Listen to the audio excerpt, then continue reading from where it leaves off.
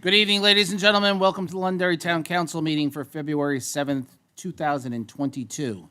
Please rise for the Pledge of Allegiance. I pledge allegiance to the flag of the United States of America and to the republic for which it stands, one nation, under God, indivisible, with liberty and justice for all. Ladies and gentlemen, please remain standing. We take a moment of silence here during this time. Tonight's moment of silence is offered up to our public works people. They're out there when we're all sleeping, getting the roads ready, getting things ready for us in the morning, and keeping everyone in this community safe and clearing the way so that our public safety people, such as our police and fire department, can get out there and, be there when we need them.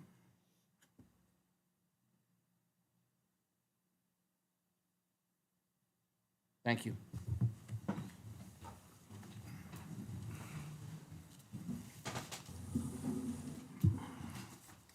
All right, ladies and gentlemen, as is our tradition, we start every meeting with public comment.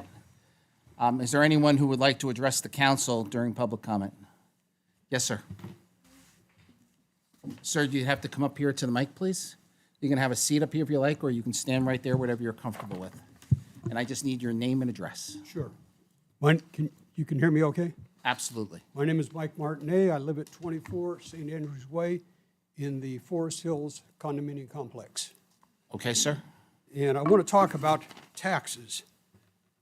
I don't mind paying So, sir, taxes. you may not have been here when I stepped out into the audience. Were you there when I stepped out into the audience? I didn't hear. Okay, so prior to your arrival, I stepped out into the audience and told them that we were going to make an exception tonight around assessing so that folks like yourself could come up and talk during the presentation. You're welcome to continue making your comments. I'm happy to listen to them, but I just wanted to let you know there will be another opportunity. Thank you.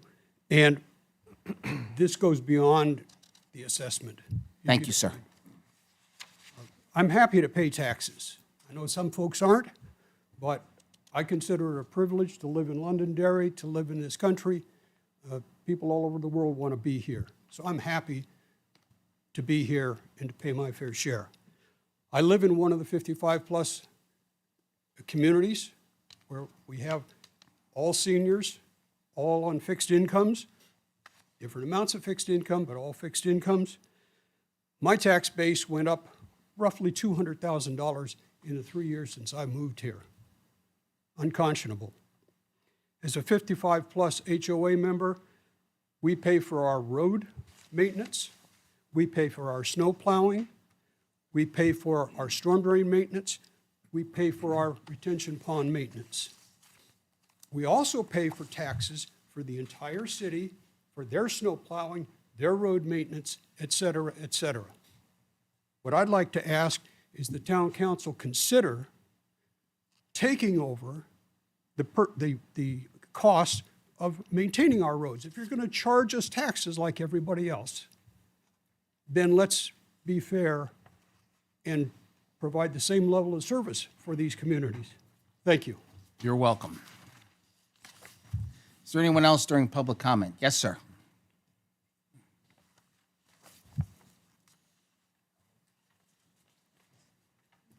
Wherever you're comfortable, sir. You can be seated or stand, whatever you like. My name is Bruce Burgess. I'm from 8 St. Andrews Way in Forest Hills. Yes, sir. I did an evaluation, and I wrote a report to the committee. I don't see any answers to that in the presentation. I hope that we get to that evaluation before we leave tonight. So I took all of your questions. We forwarded them to the town manager and the town solicitor. They had a meeting and met with the assessor, and my understanding is he is going to address them this evening. Okay, that's what I wanted to understand. My pleasure, sir. Anyone else tonight for public comment? Yes, sir. Yes, Councilor Dolan. Thank you, Mr. Chairman. I attended the pre-grand opening tonight of Jersey Mike's Sub Shop. They're in the Shaw's Plaza, and I recommended to the manager that he come and introduce himself and his team to the town council. And their normal grand opening is going to be this Wednesday night. Anything further for public comment this evening? Seeing none, we're going to start to conduct our business. Just so folks understand, I'm making a change in the agenda. I'm moving item 3 to item 2 and item 2 to item 3 because of the folks here who are participating in the inclement weather outside. I want to move that up in the agenda so that they're able to venture home appropriately. All right, so first item for business is a discussion about the second seat on the State PFAS Study Commission. Lisa? Thank you, Mr. Chair. So at our last meeting, I let the council know about the fact that the town now has 2 seats on the State PFAS Commission. It's a study commission regarding the health effects of PFAS chemicals. 1 seat is to be appointed by the town council, and the council appointed Councilor Dolan to serve in that appointment. But we have a second seat. Now, just to be clear, the second seat is not appointed by the council, but instead, I'm sure the council's recommendation would carry some weight. That seat is appointed by the President of the Senate. So we would make a recommendation on behalf of the council to probably Senator Carson, who then we would ask her to transmit it to the President of the Senate. The particulars of this particular appointment is it's supposed to be a resident who is a member of a drinking water-related environmental advocacy organization. And so we put out some feelers to see if we could garner some interest. And I'm here tonight to let you know that Ron Dunn, one of our residents, has stepped up and would like to serve. Ron and his family have been receiving bottled water via St. Gobain, and he has taken a keen interest in PFAS-related issues since 2017. He's a member of our local organization, Londonderry, New Hampshire Concerned Citizens for Clean Water, and also reports to be a member of the National PFAS Contamination Coalition.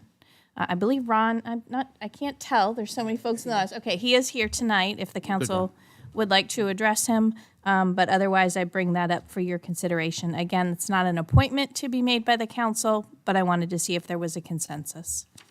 Is there a consensus to send Mr. Dunn up to the Senator, the President of the Senate? Yep. Good? Yeah, he served on our task force last summer. Okay. Thank you, I Sounds great. appreciate it. Thank you. All right, next item. Assessing practices and presentation by Steve Hamilton. Now, folks, what I'm going to ask is while Mr. Hamilton gets ready here is that if you get my attention, I will do my best to recognize you. What I don't want to do is I'm going to let him present, see what questions are left unanswered, and then I will come to the audience. But I'm going to let him go through his presentation to see what questions you have we take off the table as part of the presentation.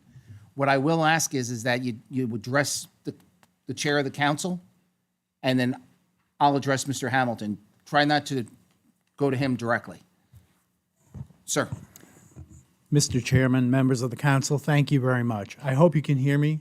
I don't feel like I always work well with a microphone, but I'm going to do my best tonight. Thank you. We appreciate it. And I appreciate the idea of keeping questions to the end of the presentation, because I think a lot of answers will be found along the way. But I would caution that not every fine, specific detail about every property or situation is going to be able to be covered in tonight's presentation. However, when there are questions, I will do my best to answer them and to bring back information if there's further information that's required. Right, just so we're clear, that rule's for the audience, not for us. Oh, no, I understand that Just so, completely. because we may start asking you questions as we're going, so just so you're aware. I appreciate that. And so, thank you so much. This evening, I have a presentation. It's about 25 slides, or 24 slides.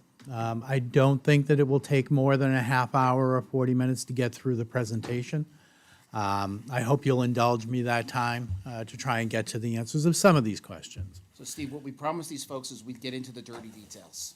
Well, we're going to get let's- into a lot of dirty details, but there's only enough depth that we can get to tonight. Understood. And so What my goals that I set out based on your request was to answer questions that were raised at the January 25th meeting. And my apologies sincerely for not being able to be here for that meeting. I was away on what I think was a pretty well-earned 4-day weekend in Florida. Right, all right. So to provide information to you, the counselors, regarding concerns that have been expressed and answers to some of the common questions that may come up about the valuation of 55-plus units, but also all property generally. Examine some of the sales data that's available over the past several years for this specific type of property because there are unique circumstances around it. We're going to review some of the assessing department procedures, the way that we respond to all taxpayers that express a concern over their property assessments, and what property taxpayers can do at this point to help themselves in the process. We're also going to take a little time to review an available benefit, which is the tax deferrals, which are available for people who are 65 years or older or disabled.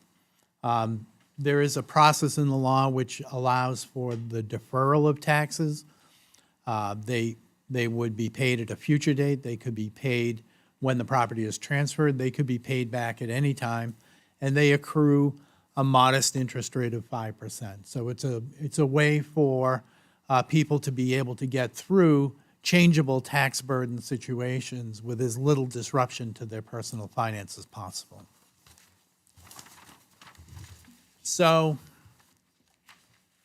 a lot of the questions seem to come down to what are the guidelines and formulas that are in place in order to assess property.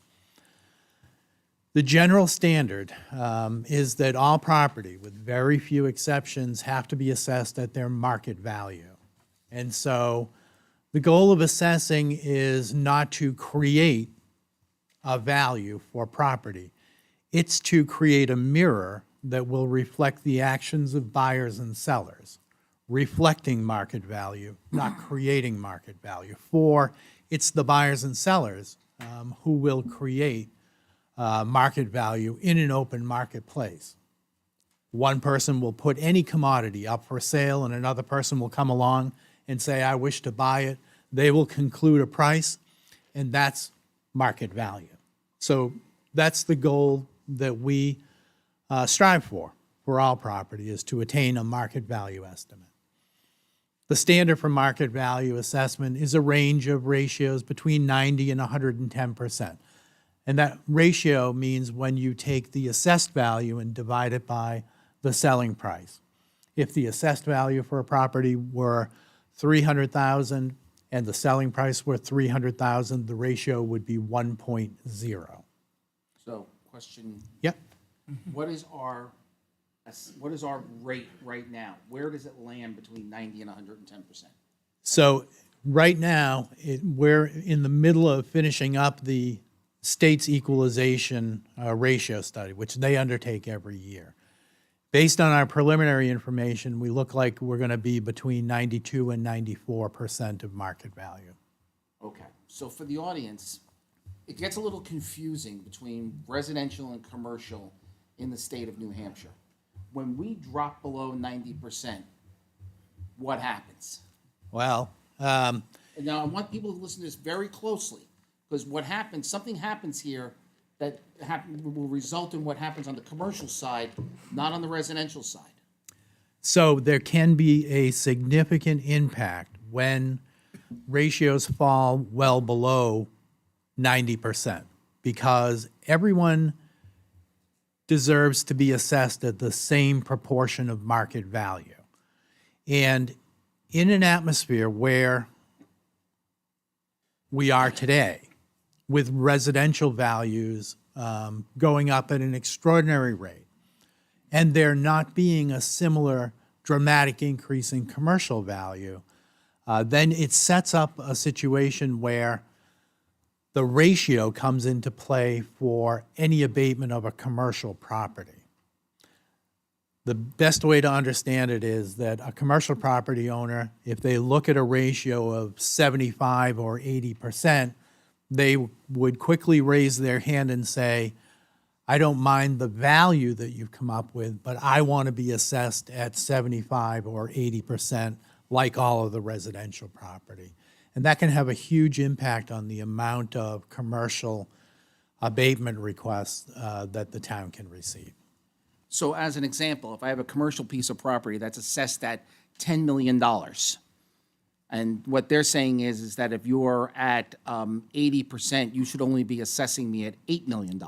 Correct. So we would lose $2 million in valuation and taxes because traditionally we have not been successful when we've challenged that in court. Correct.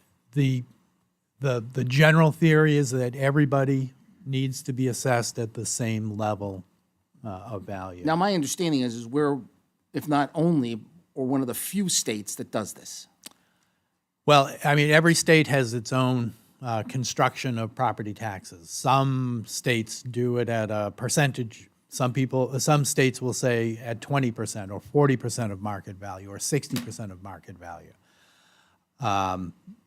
Other states have an ability to compensate for that kind of decrease in the relative weighting of commercial value by increasing their tax rate. And so, for example, our neighbors to the south in Massachusetts, they have a process where they can shift the tax burden to commercial properties by establishing a different tax rate for those commercial properties. In New Because we're Hampshire, a Dillon Rule state, we can't do that unless there's legislation that says we can. actually, and I think it gets even deeper than that, the Constitution requires that there's only one rate of taxation for property. Thank you, hold that, yes. Thank you. I have a quick question. Approximately how many commercial properties in the last year or two in the town of Londonderry applied for and got abatements? And do you have an idea of what that dollar amount was? I could get back to you with a report on that. It's an I'd interesting appreciate it. question. The number was not significant for tax year 2020. 2021, we've yet to see because the deadline to file an abatement request, and we'll cover this a little bit later on, is March 1st. So the window is still open. We're still anticipating that we will get those kinds of requests. So what I want the folks in the audience to understand is the reason I've asked this question is that people have asked, we have to do assessments every 5 years. And we've changed and brought it down to 2 years. For the reason being that we did that is so that we wouldn't have this equalization issue and have to be issuing abatements to commercial. Because if we have to do that and we give money back to them, the money's got to come from somewhere. So the burden shifts. And I started talking about this at the school board meetings 5 years ago to try to get people to start to understand that. So that's why we're doing them 2 years now when people ask that. I'm sorry, yes. Yeah, and Steve, when you get that data for Deb, I would suggest looking at tax year 2018 when we were at 84%, I think, of equalization. I know we had a significant amount of commercial abatements that year because of how low the equalization ratio was. Thank you, Kevin. And I think so I don't that's wanna- go a ahead. good point. So let's stop on this piece. I don't want to confuse people, but I wanted to make sure they heard that as they're listening to what 9110 means. Yeah. Please proceed. Excellent. And thank you. These are excellent questions. So the standard for market value applies to 55-plus units as well as any other property. If market values are going up relative to every other property in the town, then they're going to increase at a faster pace. If they're not going up as fast, then they're going to have a lesser increase in value. The increase in value is related to the market value. And the exceptions to market value are generally homes that are located in a commercial or industrial zone, and the land is valued as residential property to try and keep from taxing people out of their home in a industrial or commercial zone. And everybody is probably familiar with the current use land assessment program. That's the most common program for something other than the highest and best use of the property, so that market value. Why are the assessments of previously constructed units similar to newly constructed units? Well, again, I'd have to restate that this is about that interaction between buyers and sellers, and that's the fundamental driving force that establishes value with any commodity. If there's a shortage of toilet paper, then the price of toilet paper is going to go up. If there's a shortage of gasoline, the price of gasoline goes up. It's the same with property, especially residential property. I hate to interrupt you again, but it's on this topic. So what I guess I'm having a hard time understanding is when we register a car, age comes into value, into point.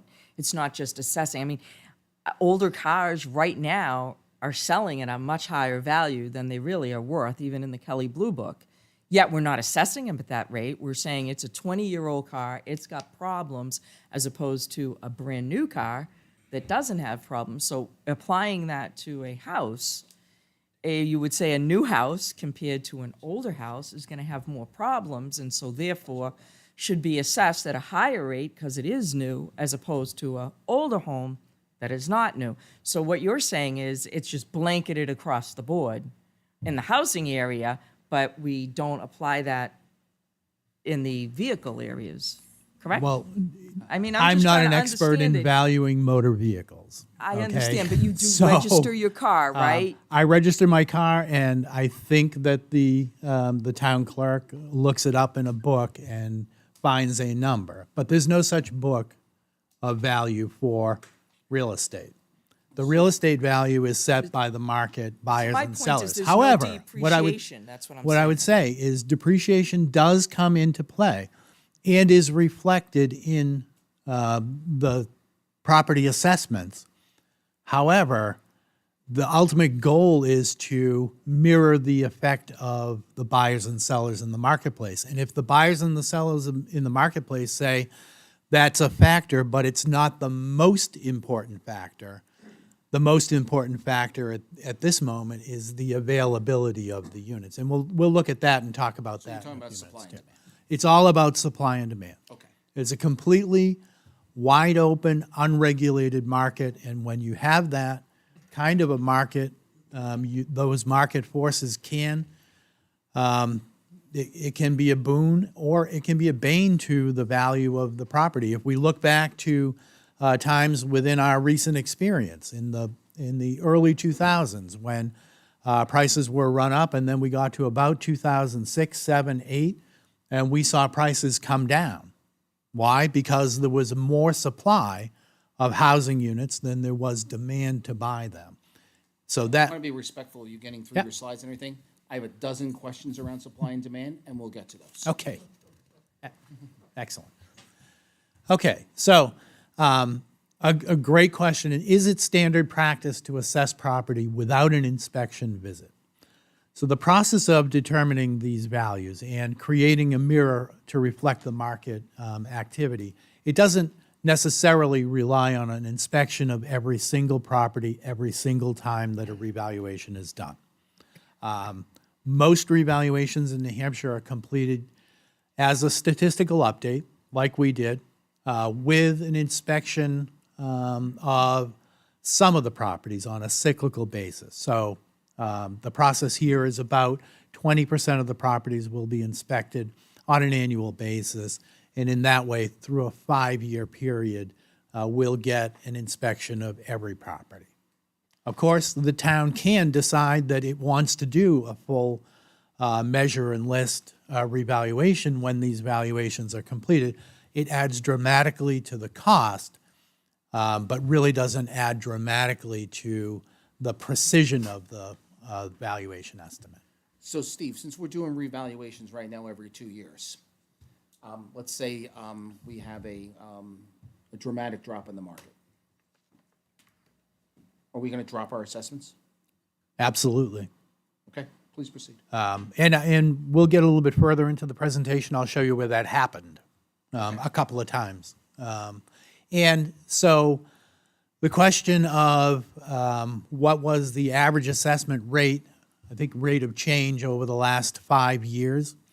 When we look at the revaluations and the assessments that are tied to the performance of the real estate market at the time that they occurred, the chart on the next page will show that from 2016 to now, to the 2021 revaluation, there was about a $1.5 billion increase in the net value of the town. That's about a 45% increase over a 5-year period. That's very similar to the increases that were observed and experienced in Bedford, in Manchester, where they waited the full 5 years to do a revaluation from 2016 to 2021, and they saw increases. For some property types in Manchester, the increases were even more than 45%. The average increase in assessment in the last 2 years, that chart will show that there was about a $0.588 billion increase, and that's a little bit more than 15% increase over that 2-year period. Mr. Chairman? That's for everything, commercial and residential. That's everything. Okay, yes. Thank you. Could you explain if somebody adds a shed to their property or finishes their basement or makes some change like that, does that affect their assessment? So it's a great question. We have two processes of inspections. When we're notified by the building department that there's a building permit that's been issued, then we will go out and we will inspect to see what improvements have been made to the property effective April 1st of that tax year. And if there is an addition that's made, a porch that's added, a shed that adds substantial value to the property, it will be reflected in the assessed value of that property. Not everybody will go to the building department. I know that will be a shocking idea for many people to without understand. permits? That How could that happen? occasionally things fall between the cracks, and it might happen that they do that. So for that reason, the 5-year cyclical inspection program is important because we'll get around to it eventually. And so that cyclical inspection helps us to refine the data down to those things which are important in the valuation of that property. Thank you. Just Yes, real yes, quick onto please. this. I just, I'm looking at you, so you. oh, okay. Well, I can't tell, but I'm sorry. Anyway, so you were saying how sheds and like even putting in brick pavers are taxable, and just even a little wooden platform off of your house. Are they taxed exactly the same? So like if you have a brand new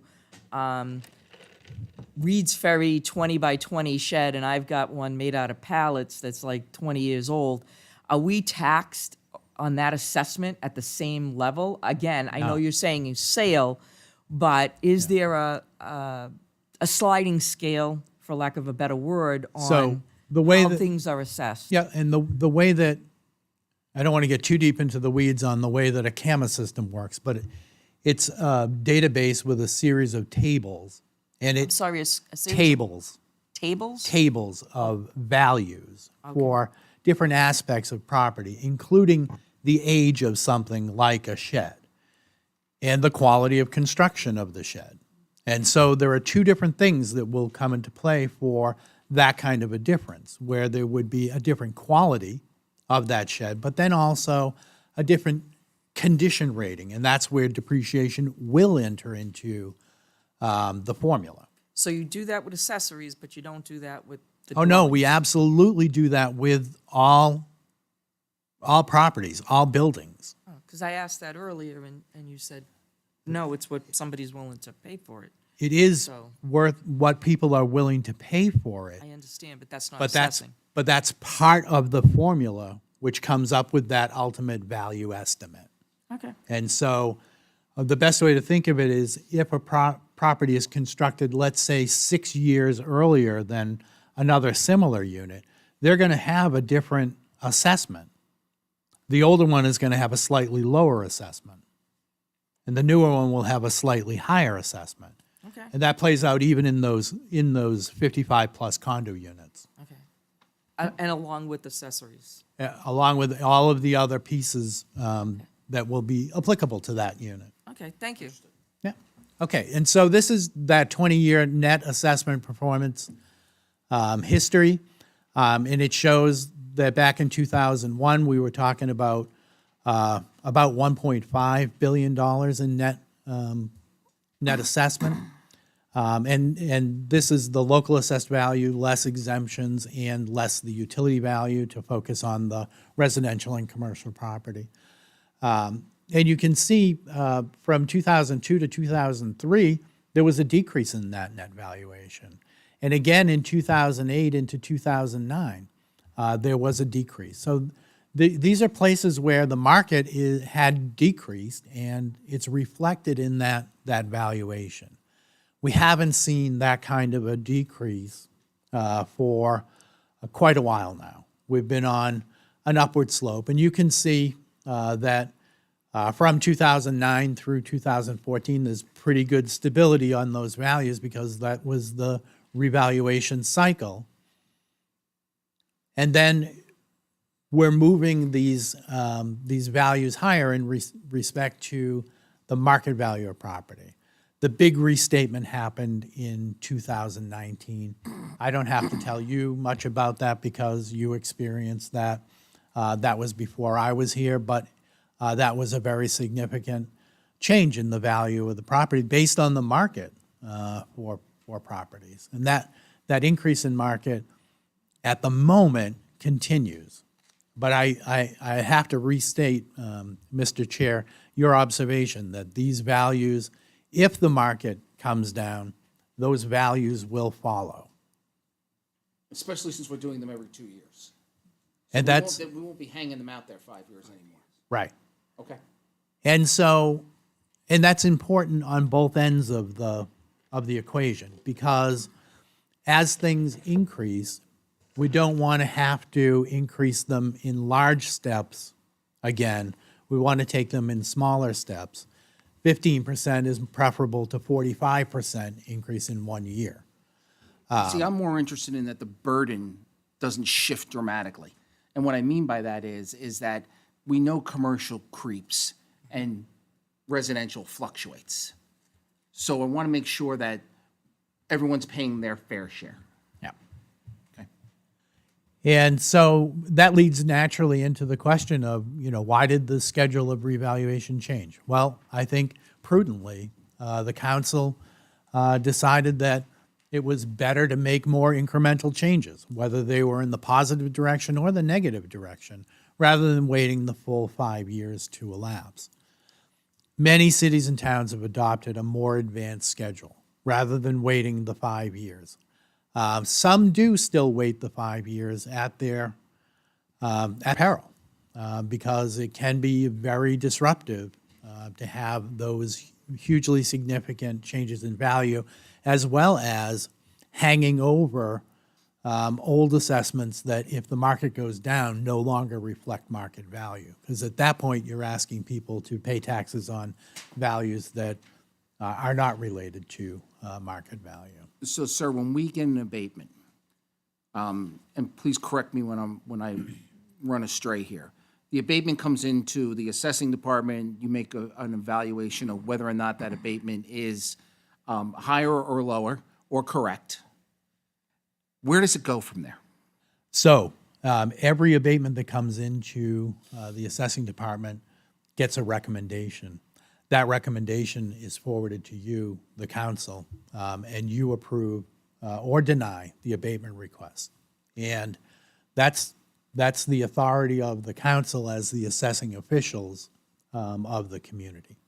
So, ladies and gentlemen, what happens is the reason we're very well aware of what happens on the commercial side is we all have to sign off on those people paying less in taxes. And we pay taxes just like you. So you can only imagine the questions that arise from those interactions. Please proceed. And so the next question regarded the increased material costs that coincided with the revaluation. There is a minor cost adjustment to the cost basis tables that was reflected because of the increase in construction cost overall. But that's not really the big driving force. It's supply and demand, and that usually finds itself expressed in the overall value of a property. Importantly, when land is a component of the value, it's the land portion of the value which is most dramatically, affected by the supply and demand. The overwhelming increase in value is due to supply and demand. The demand is just far outpacing the supply of property, and we'll show that in just a minute on another slide. The question arose, and this is a natural question, and it's an interesting question. Could property value increases be spread over 2 years? When any town or city conducts a revaluation, it has to be as of one effective date of value. And so it's April 1st of that tax year. That is the effective date of value. And so the full impact of a revaluation is realized when the final tax bill is sent out. It could be further refined rather than waiting every 2 years to do revaluations. Revaluations could be done every single year, and that would be a way to effectively spread it out over a multiple year period. It would shorten the time of waiting in between. Now, I don't think that that is the most efficient use of the budget for the assessing department, because every year is pretty frequent. My company provides that service in a couple of communities. They're happy with those kinds of changes, but it isn't for every community to do that. And I think every 2 years is the right balance for Londonderry. And other than doing it every year, there would be no way to spread an increase out over a 2-year period. Okay, with regards to April 1st. So April 1st is the time we have to set the valuation for the year. When does the Department of Revenue set their equalization rate or valuation for the town? They do it in October-ish, right? So they set the total value of the town for the tax rate calculation in October. So we really take our best guess in April, and then they don't really give us their defined feedback until October. Yeah, well, and then they complete I'm not their- saying it's bad, I'm just stating what the just process it's is. the nature of the timing of the process. And then when they complete their equalization ratio study, which won't be until the following April or May, then you really don't know what the result is going to be. You have a pretty good idea of what it might be, but you're not going to know with any certainty until they're done with their work. So for example, we go through a revaluation, and we have a home that's assessed at $350,000. And let's say the comps against that home local to that area are $450,000. And we put a valuation of the house at $550,000. And we did that because the overall community is selling at $555,000. So the only remedy those people have at that point is to file an abatement. So the abatement is Because the we way- can't split over 2 years. Right. So the abatement is the process by which we get a specific focus on each individual property and understand how this evaluation mirror is reflecting for their individual property. People who have individual concerns over property, and we'll talk about this in a few minutes, they come to the assessing department, they call the assessing department, they email the assessing department, and we universally do everything that we can to help them to understand that part of the process and enter into the process of requesting an abatement. I'm going to be quiet so you can start getting to that, because think that's where these people are interested.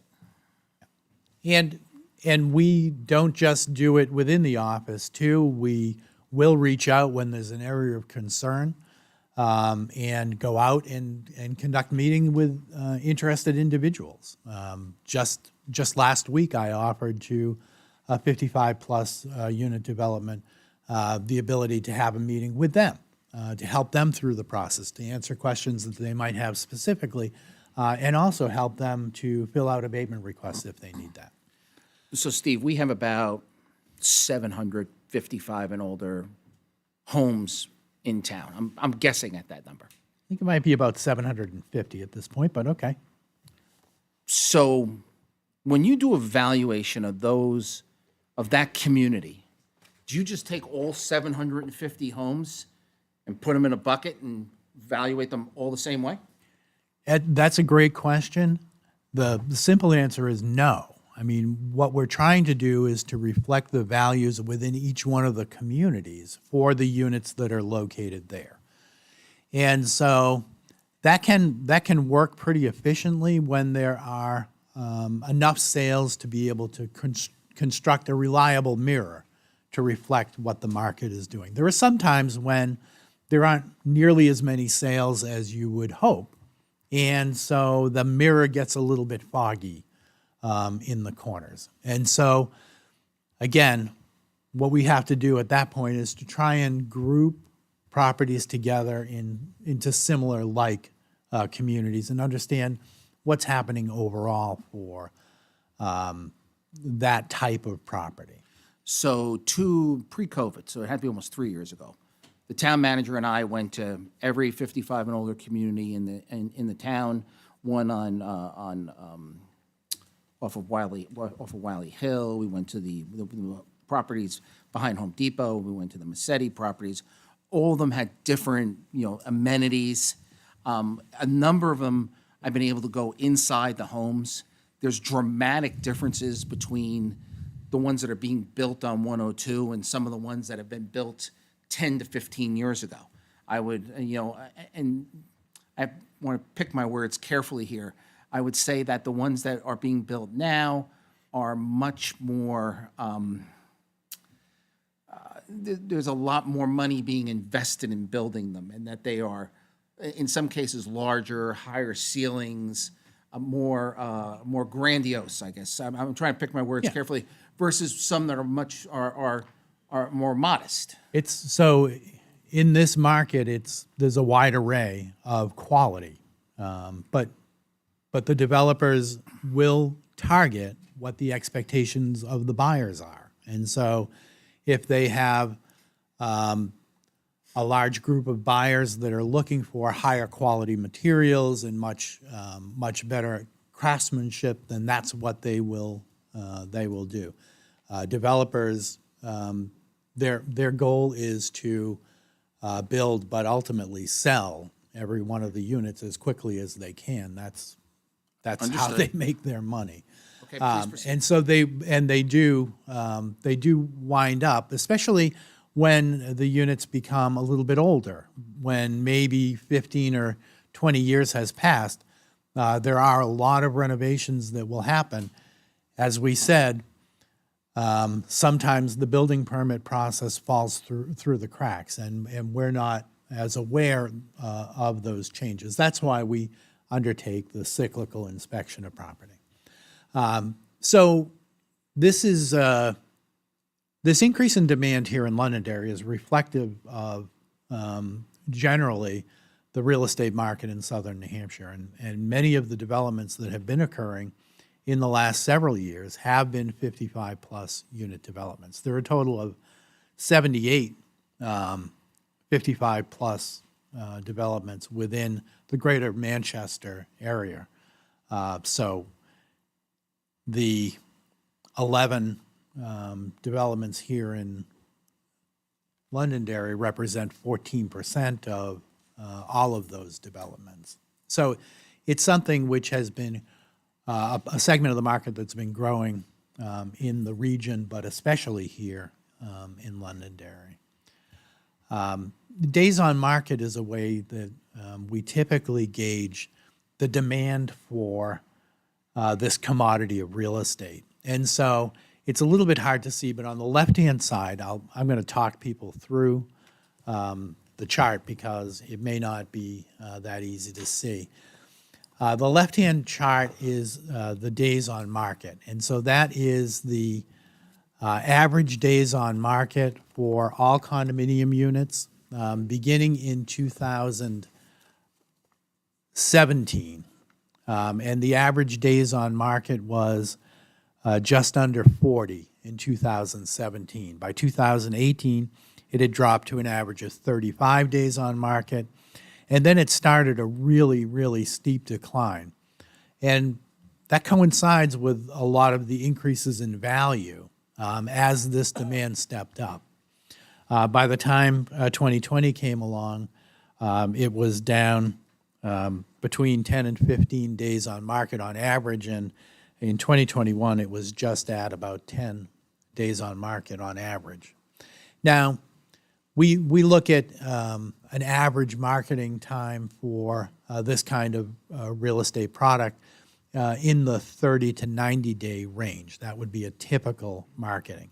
If days on market were higher than 90, then we'd say that the supply was greater than the demand, and that's how we'd be able to see that relationship play out.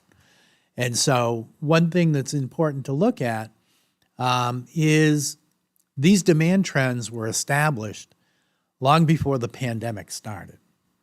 This trend was on its way before COVID-19. And you can see on the right-hand side, you can see the number of condominium units in total in the town that sold in 2017 was 150 units. By 2021, it was about 180. And so those are important things to keep in mind when we think about supply and demand, and we can see it play out.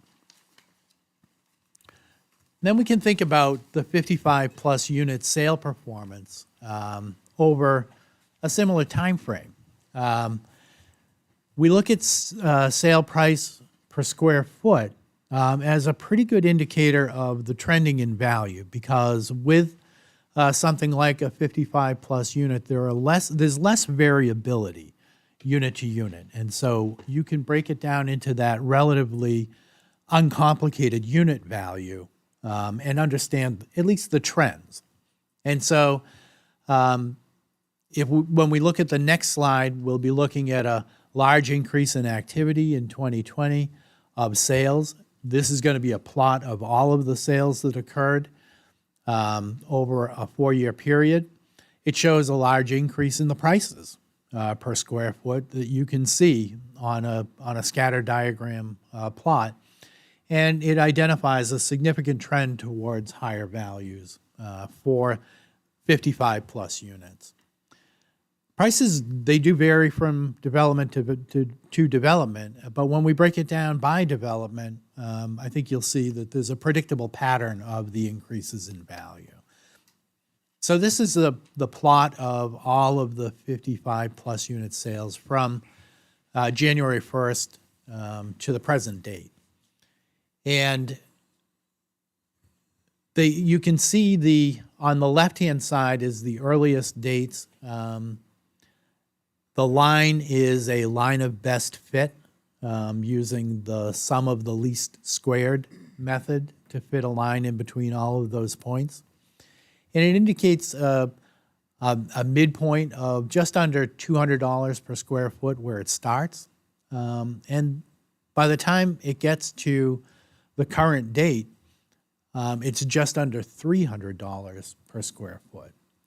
Now, there's a lot of factors that go into it. There's the composition of sales, and I don't think this is just empirical proof of anything, but it does show a pretty dramatic trend towards the higher values. And we'll go a little bit further into the next slide. We'll talk about how that breaks down within different complexes. And so each of the following slides is going to show a relatively consistent increase in value and activities. The one thing that is important to remember is the complexes that have a few sales, they have less reliable indicators because some of the indicators are just going to be what we refer to as outliers statistically. We may not know everything that there is to know about the sale. We may not have the assessment information correct on that property. And so there are going to be some that will show up as outliers. And we included Forest Hills on slide 17 of this presentation. And then in order to get a big enough grouping, we included with Forest Hills, Sugar Plum, and Parish Hills to get a larger sample of some of the smaller developments. So the first slide shows the sale performance for Buttrick Village. You can see it's very consistent with the overall performance of the 55 plus. If we go to the next slide, Harvest Village, very similar. It's actually surprising how tight those indications per square foot are as compared to the trend line. Whittemore Estates, I mean, we call it Whittemore Estates 1 and 2, and I think that's more commonly known as Trail Haven. And that shows the same. Hickory Woods shows a similar impact. Cross Farms, you can see the beginning of a new phase in Cross Farms, but predictably, you can see the increases from what the values were in 2018 to what they are today. The Nevins has a similar increase and trajectory. Forest Hills, it has a little more, a few more outliers, a little less tightness to the array, but a similar trend with respect to the increase in value.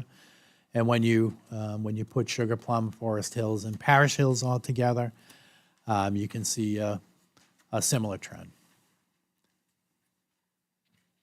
So assessment performance, we look at assessment to sale ratio for understanding that assessment performance. So that's the ratio, the 90 to 110% that we're going to be looking for. Ratios are, again, ratio of 1 means the assessments are equal to market value. Over 1 means the assessment is higher than market value. Less than 1 means it's lower than market value. And we look for a dispersion of about, or anything less than plus or minus 20%, which is a pretty significant dispersion, but we don't expect that we would find that in these types of properties. The goal is to have that median overall ratio between 90 and 110%. And when we look at the ratios over the same time frame, so these are the current assessments compared to the selling prices of the properties, we can see the same impact that we saw with the increasing unit prices. These are for the values. And if you look at from about June of 2020 through the end of 2021, you can see that there is relative tightness of that array, that it does range between 100% of market value and about 90% of market value. That's about where the values are. Now, there are outliers in that distribution, and sometimes those are properties that we haven't inspected in a while. Other times they're properties that we simply have an error in the descriptive information that leads to an estimate of value error. And so that's the reason that we encourage people to submit an abatement application if they're concerned about the way that their property has been valued. Now, so that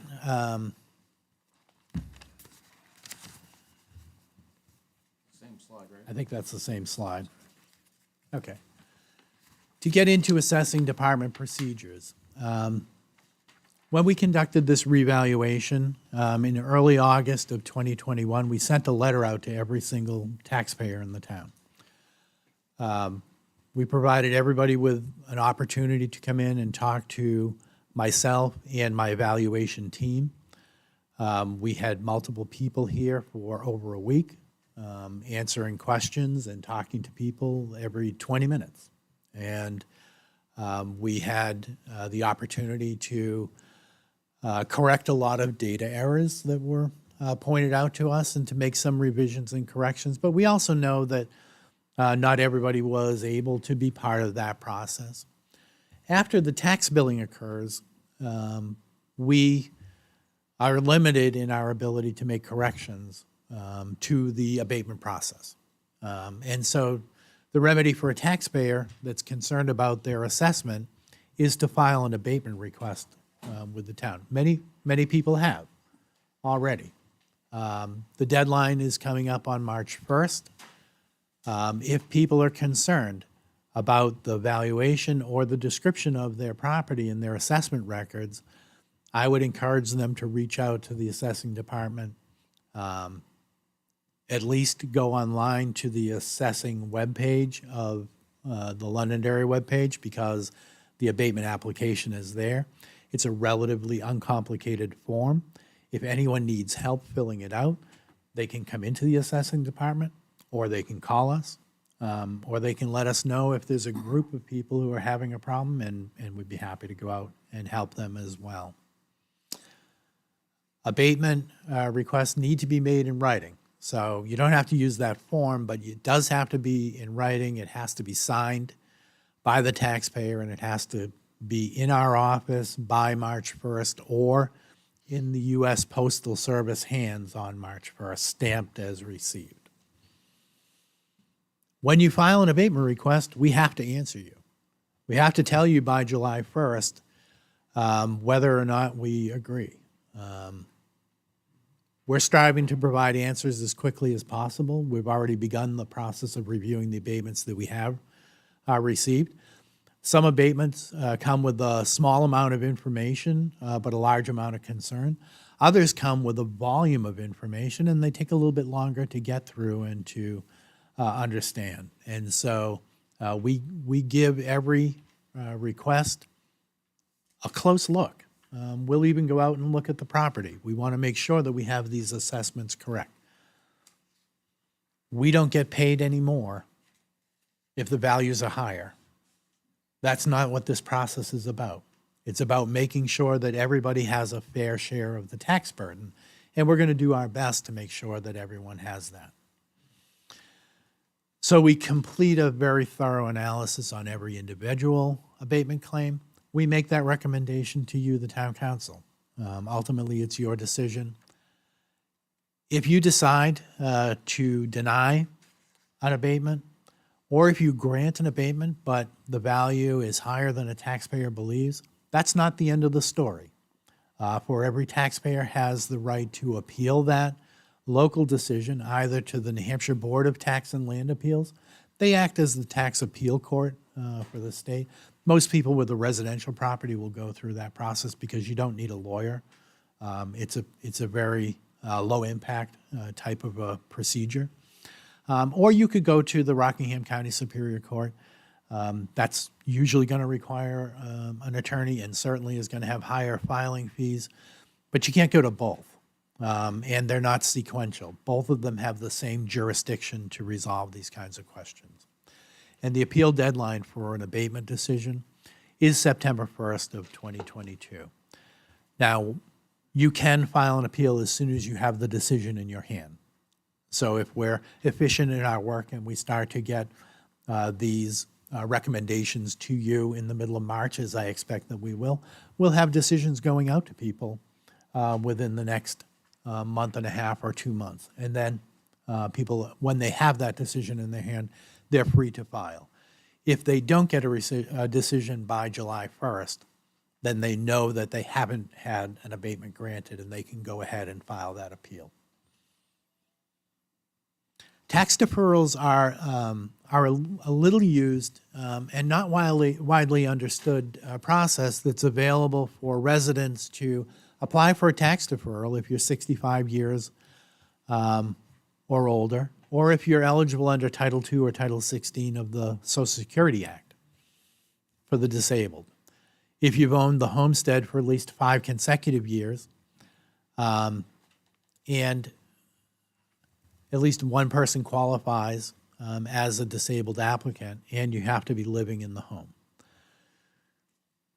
The assessing officials can annually grant the person who qualifies under the chapter a deferral for all or some of their taxes. You don't have to ask for all of your taxes to be set aside and paid later. You can ask for an amount that maybe the tax bill has increased in order to help to afford substantial change in the tax basis. The annual interest is 5%, and that can be paid off at any time.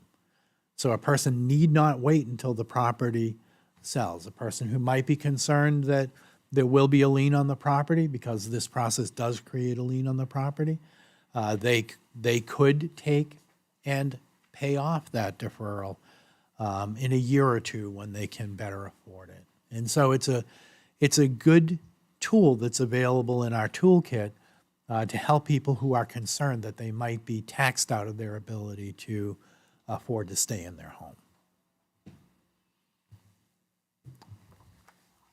And I think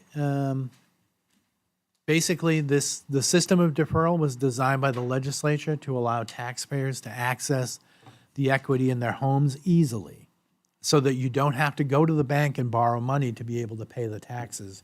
You, in effect, will be borrowing the money from the town in order to pay the taxes. And it can be used for any balance after an elderly or disabled tax credit is applied.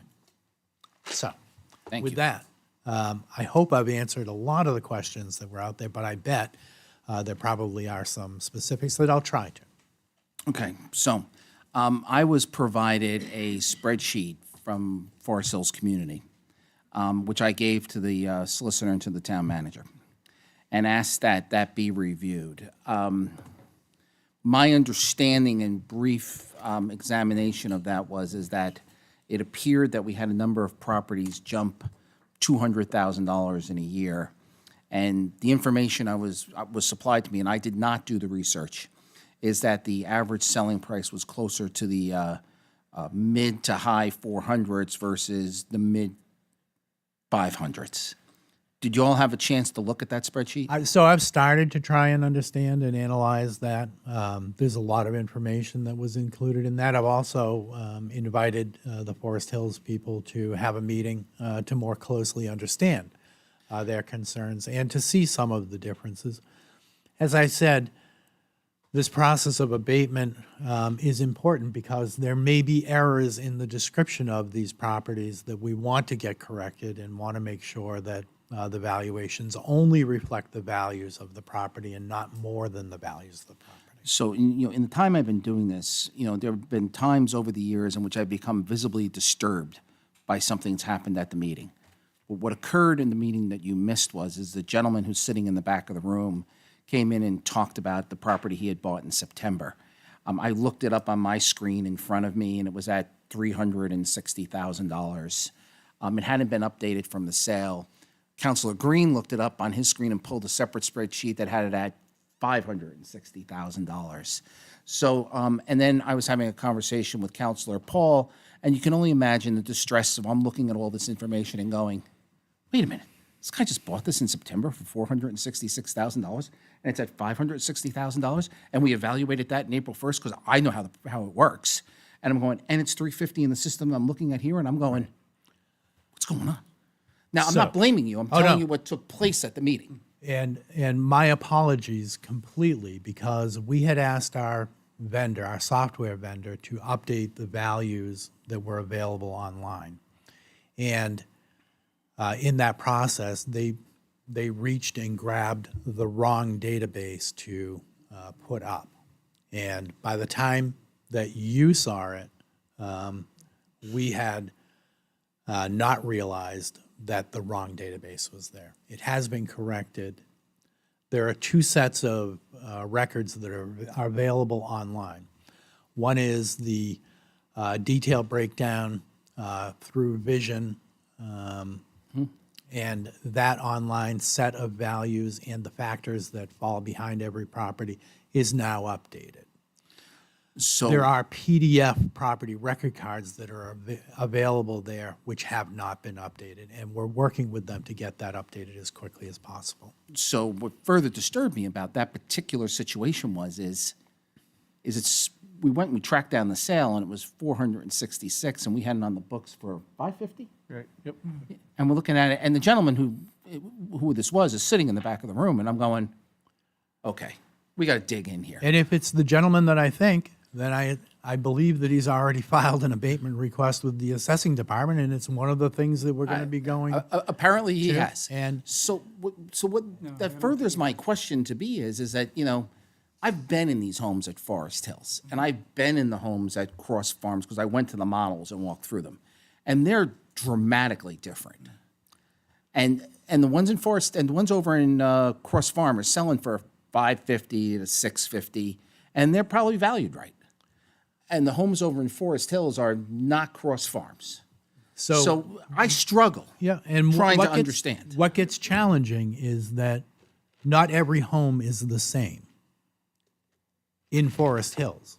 And some of them will look very similar, but they will have different attributes that, and we're trying to make sure that we understand this before we make any kind of declarative statement. But some differences, important differences for the buyers of these types of properties might be whether the garage is located under the house, where it's required that somebody walk down a set of stairs to get to their car. I know I'm beginning to get to the point in my life where I'm thinking stairs are okay, but they're not that great. My wife, on the other hand, would rather we didn't have any stairs at all. And so that's an important difference that we're not quite sure that we're integrating correctly into the valuation model. And that's why we want to make sure that we can take in as much information as we can from all of the people who are impacted. For many of the units, we think we have the value pretty tight to market value within Forest Hills. Not every single one. Folks, Not folks, every folks, single hey, one. I will come to you. I promised I would. So give us a little time. And what here, I would and encourage I promise people, you I will. What I would encourage people to do is, I'd like to see those abatement requests so that we can go through and understand one by one what are the concerns and what the problem might be so that we can get to a resolution on it. Okay, so I'm going to go through the council, ladies and gentlemen, and then I'm going to come to you. So, council. Yes, please proceed. No, go ahead, Joe, go next. Yeah, I have a question. I don't, why can't we just do reevaluations in that particular area? Simple. Just, I mean, we have a bunch of people here that are saying that it's way off. Why can't we just take 50 of them or 40 of them and just do it? Well, what we'd like to do is have as much information as we can for a remedy for the taxes that were paid in 2021. The only remedy is an abatement. For 2022, we can move forward and we will integrate everything that we learn and get a more refined set of values for those properties. So, Steve, but- if the council was to give direction to the town manager that we want, and I'm not speaking for the council yet, but let's say the council gives direction to the town manager that, you know, we want every home in there looked at in the next 30 days, and we would like to see something happen that's more proactive than them filling out abatements. Am I breaking any laws asking for that? Well, what I would say is that for a remedial action for 2021, for people who have paid their taxes in 2021 and want to see some of them refunded based on a belief that their assessment was too high in 2021, the process that they would have to go through is to request an abatement.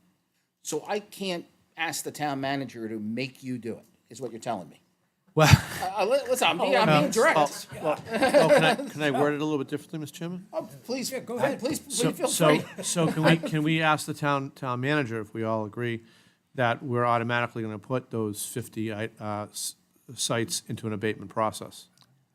Because you said all you need is we can have all these people sign a little piece of paper today. And I've offered to go out and meet with them and sit down with them and have them sign the papers and make that process work. I would have done it today. As one counselor, I'm not comfortable with those assessments over there, and so I want to see action taken on it, Mr. Chairman. Okay, well, we're gonna go through the whole thing, and we're gonna let these folks ask their questions, and then we'll bring it back. Yes, Deb? I feel like you do. This disturbs me on a lot of levels. Like, these are the ones we know about. What about the assessments we don't know about that aren't correct? And it seems like a long, arduous process for these poor people who did nothing wrong. Somebody who was paid to do a service maybe didn't do as detailed as, or something slipped through the cracks, or the software didn't work. I mean, do you actually send people out to do these things, or are these drones, Google Maps, or you just do a drive-by? How often do you do this? Because I got to tell you, I've lived in town 25 years, and I've had it done twice. That I've seen somebody on my property walking around, twice in 25 years. So Not that I'm looking for anybody to come and find anything, but, you know, Are you asking for a visit? no, I might be, because it says I have a pool and I don't have a pool, but So, I understand. So- it's just, I feel like, you know, the taxpayers paid a lot of money to hire your company to do a service and a job, and you did it to the best of your ability, depending on softwares or other people you depend on, but I also feel they shouldn't be burdened with having to sit there and go through all of this, wondering and hoping if this is going to work out for them in a very trying time.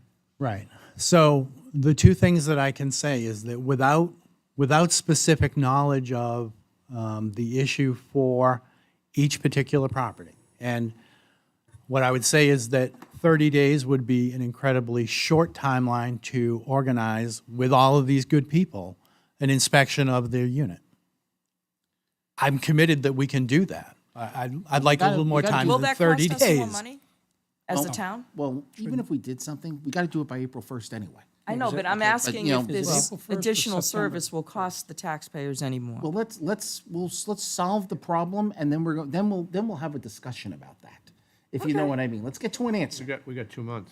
You know, all right, hold on, I'm gonna go to Councilor Butler. So I don't think that we can instruct the manager to do that, but the people in the audience, a lot of them are from that community.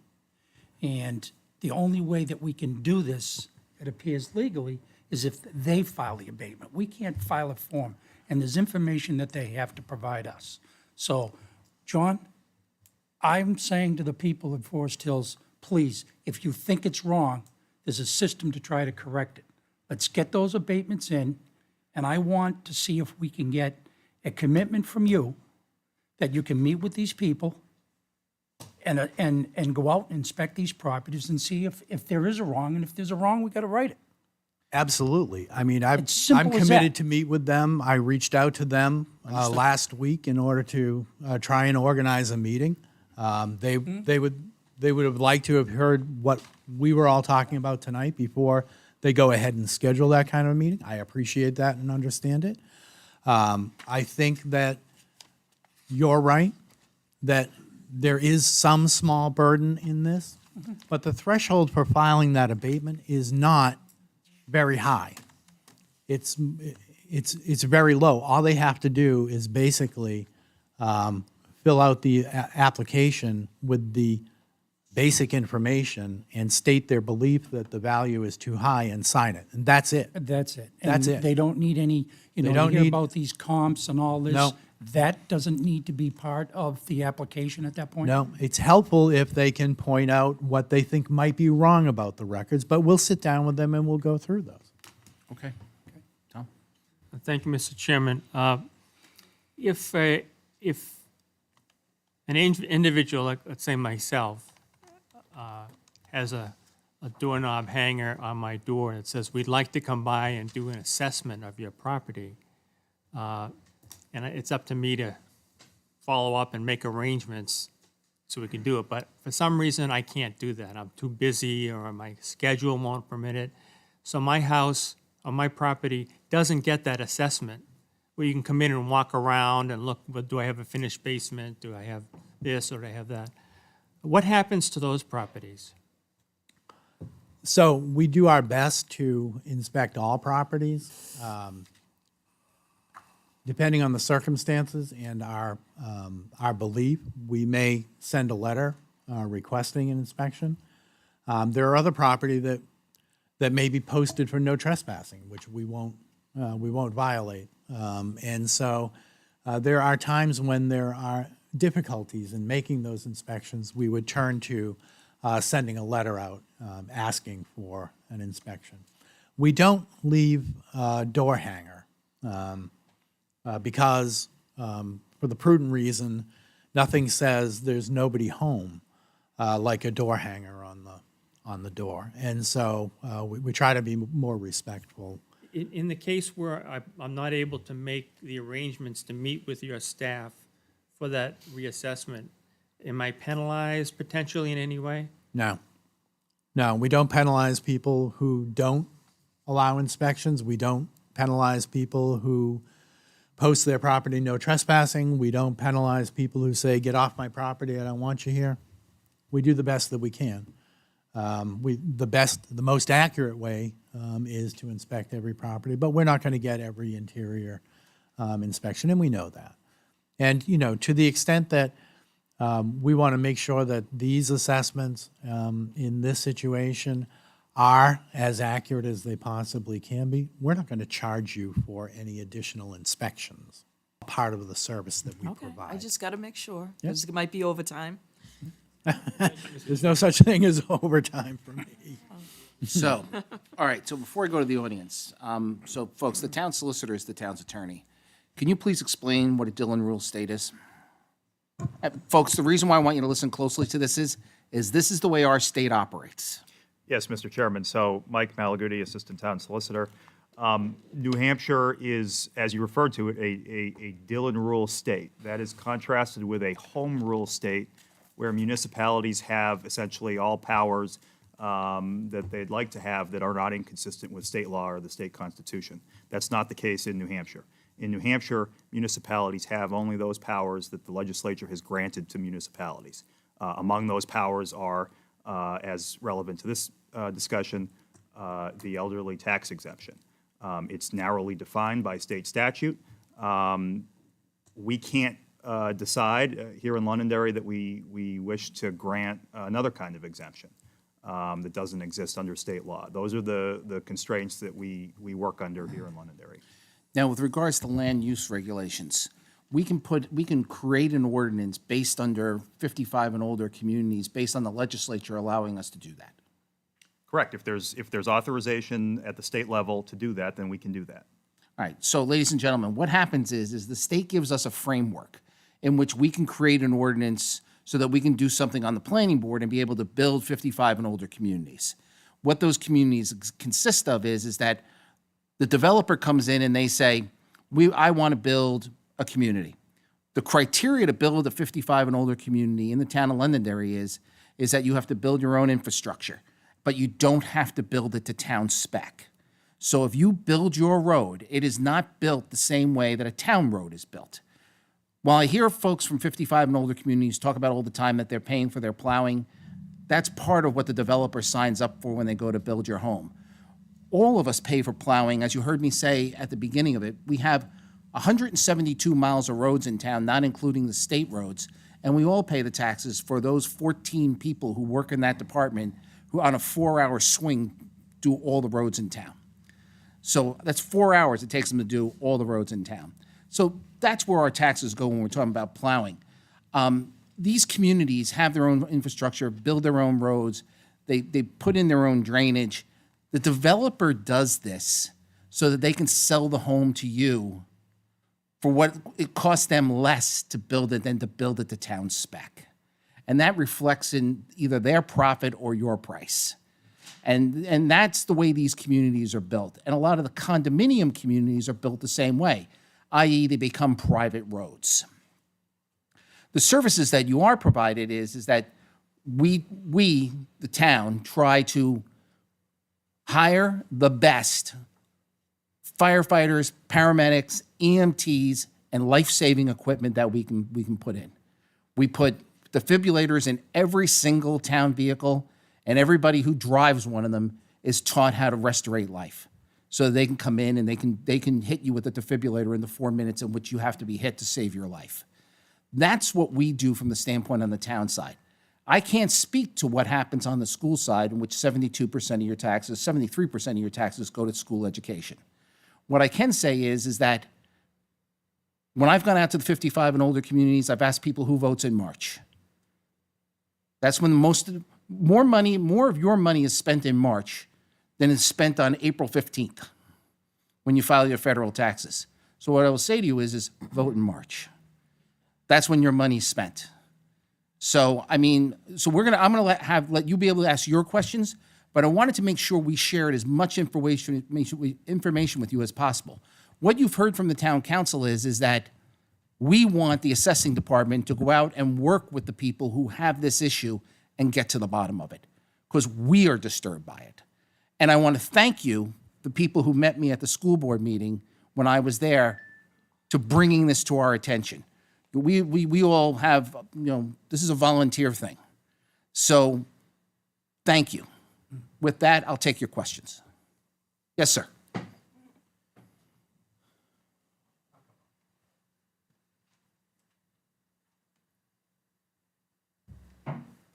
Bruce Burgess again. I'm sorry you didn't find the time to read the evaluation that I wrote on the assessments of Forest Hills. 2 pages, my wife read it in 5 minutes and understood it. You disappoint me. Sir, I ask you to please address me. Yeah. Would that be okay? Refresh you?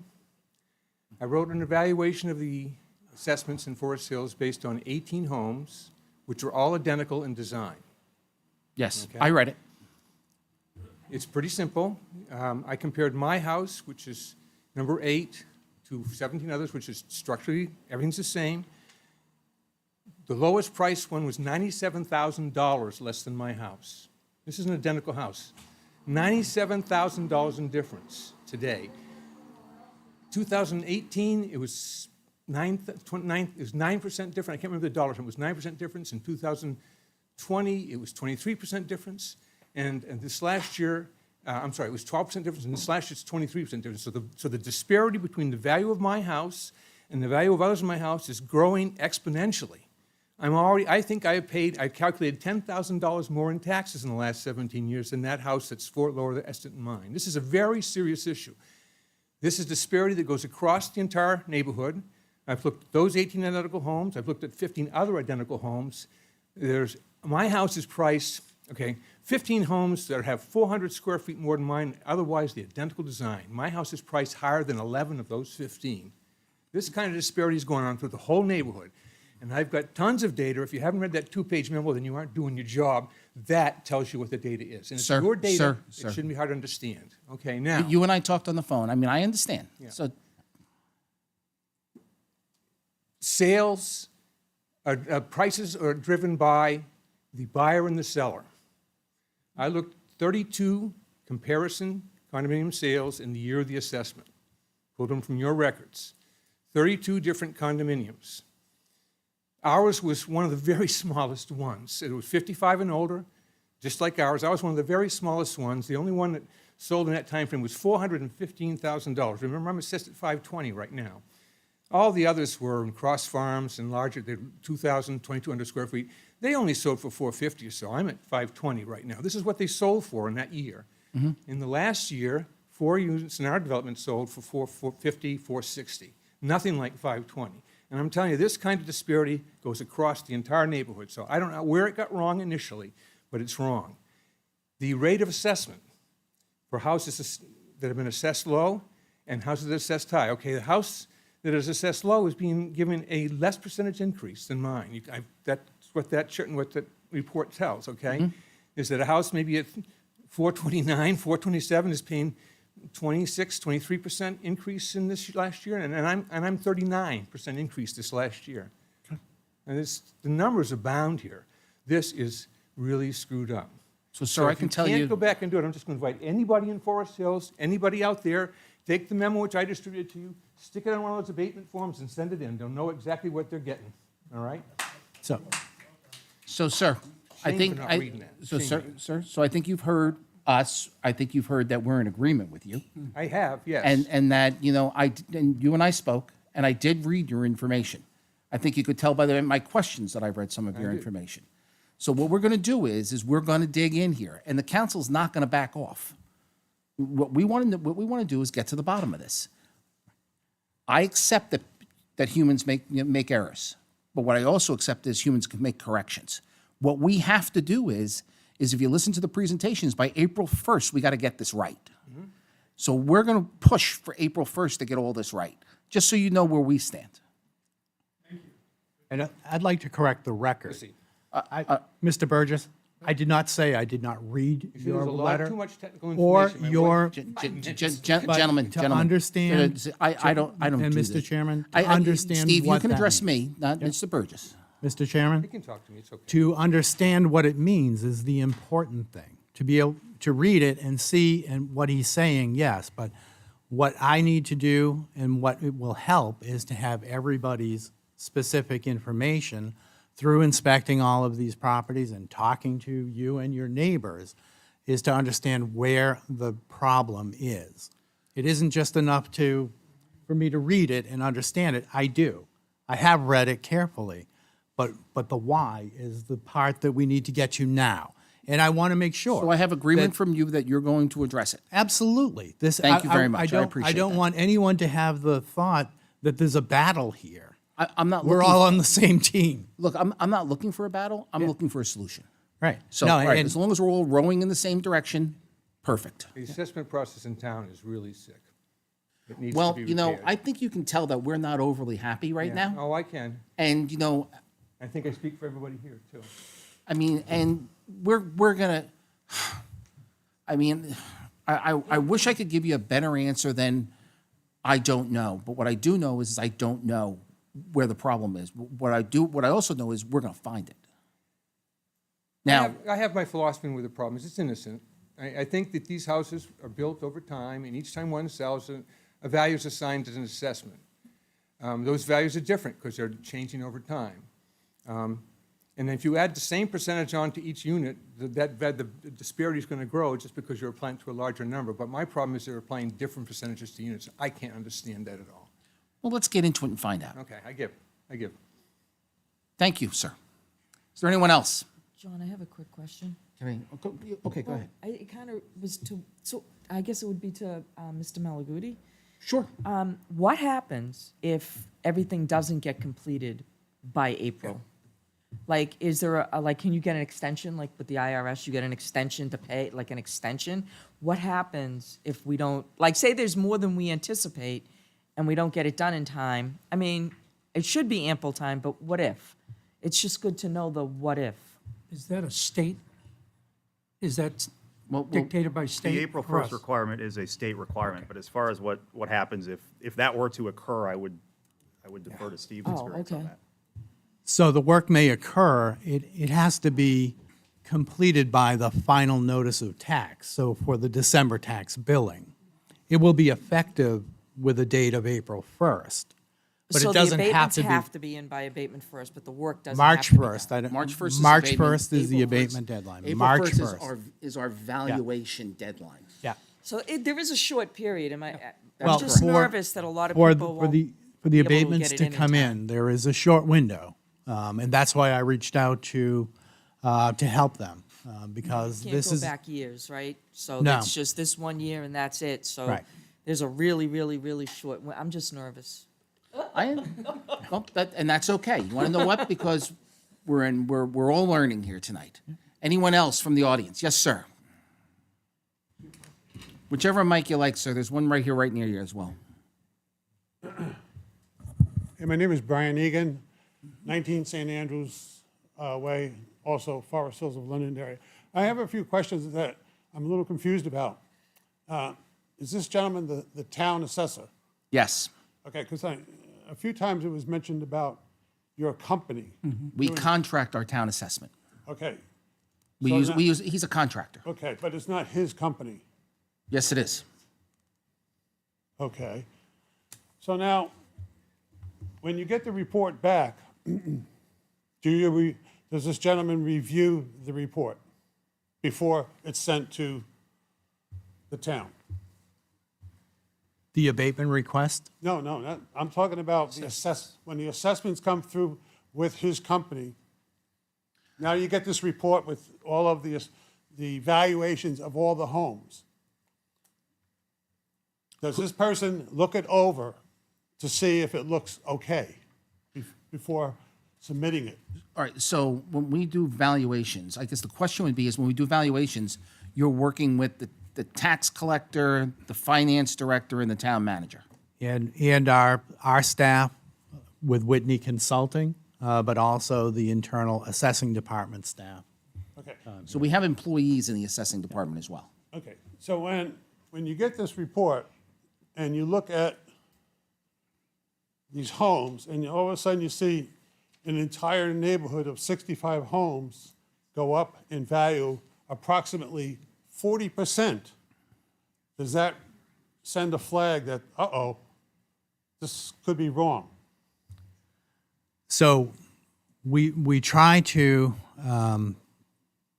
we're trying to create that mirror of value and look at the resulting value estimates. And so it isn't as much an analysis of who went up by what percentage, because that will be pretty variable, depending on the way that the market is working. And so the true test is, what is the resulting value?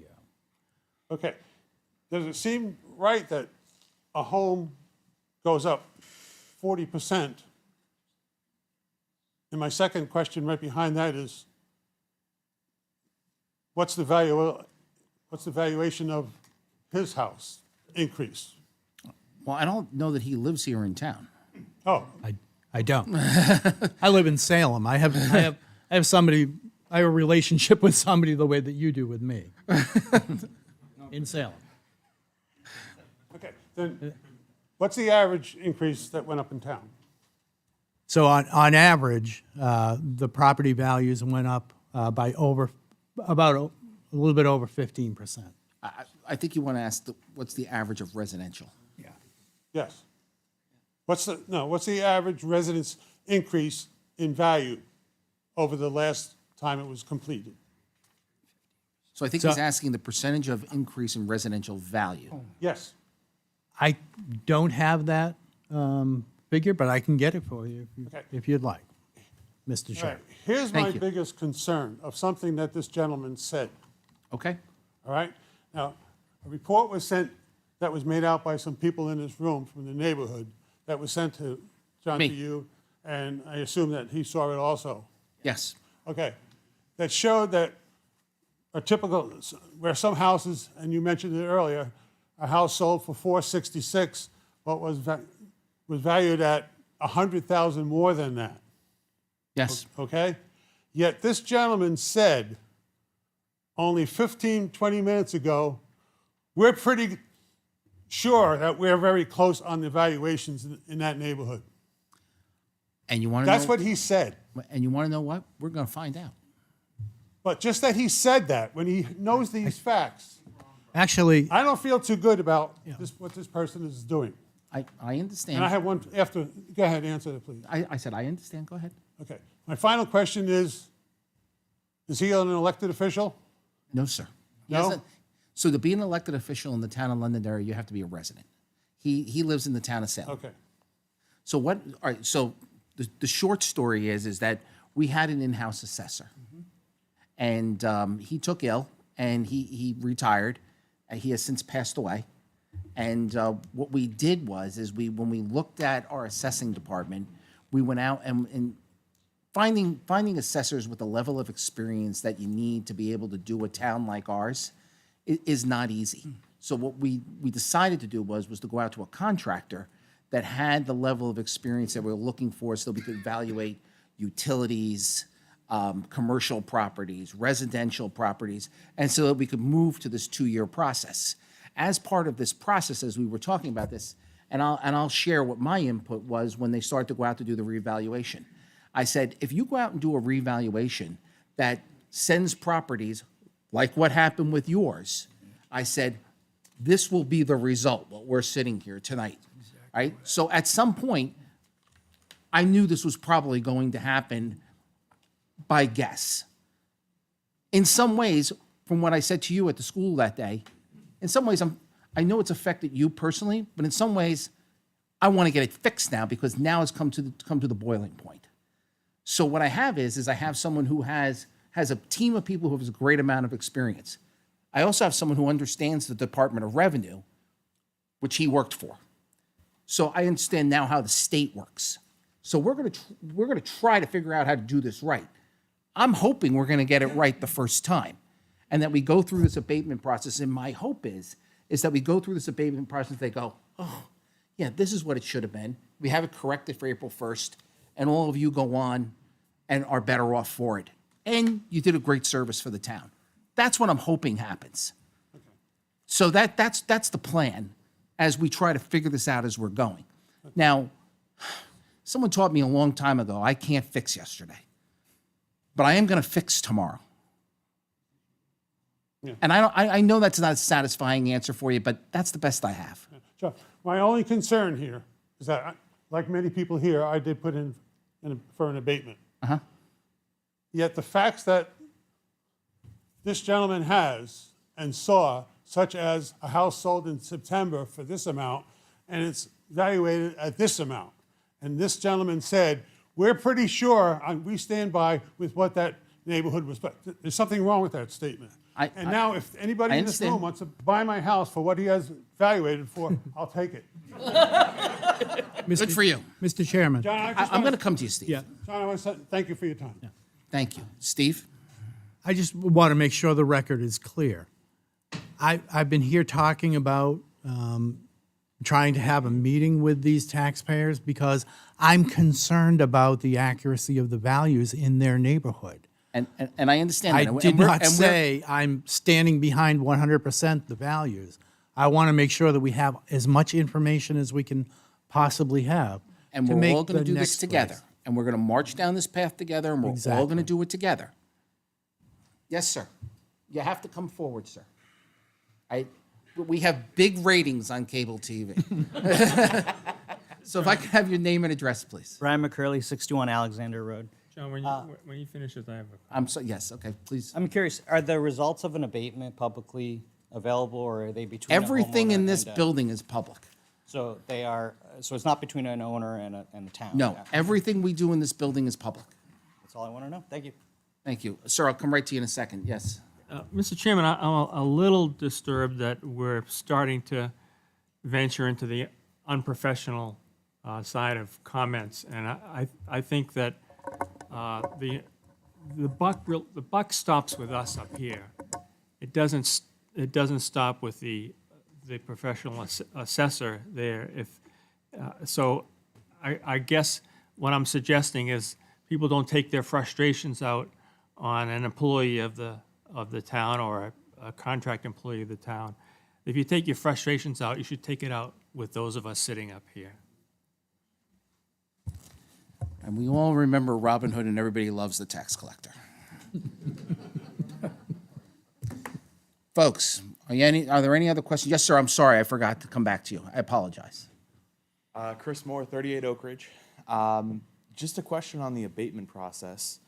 You said you can't fix the past, but it sounds like the abatement process is a remedy for taxes that have been overpaid, potentially. It is. What I meant by that was I can't fix the process. Sure.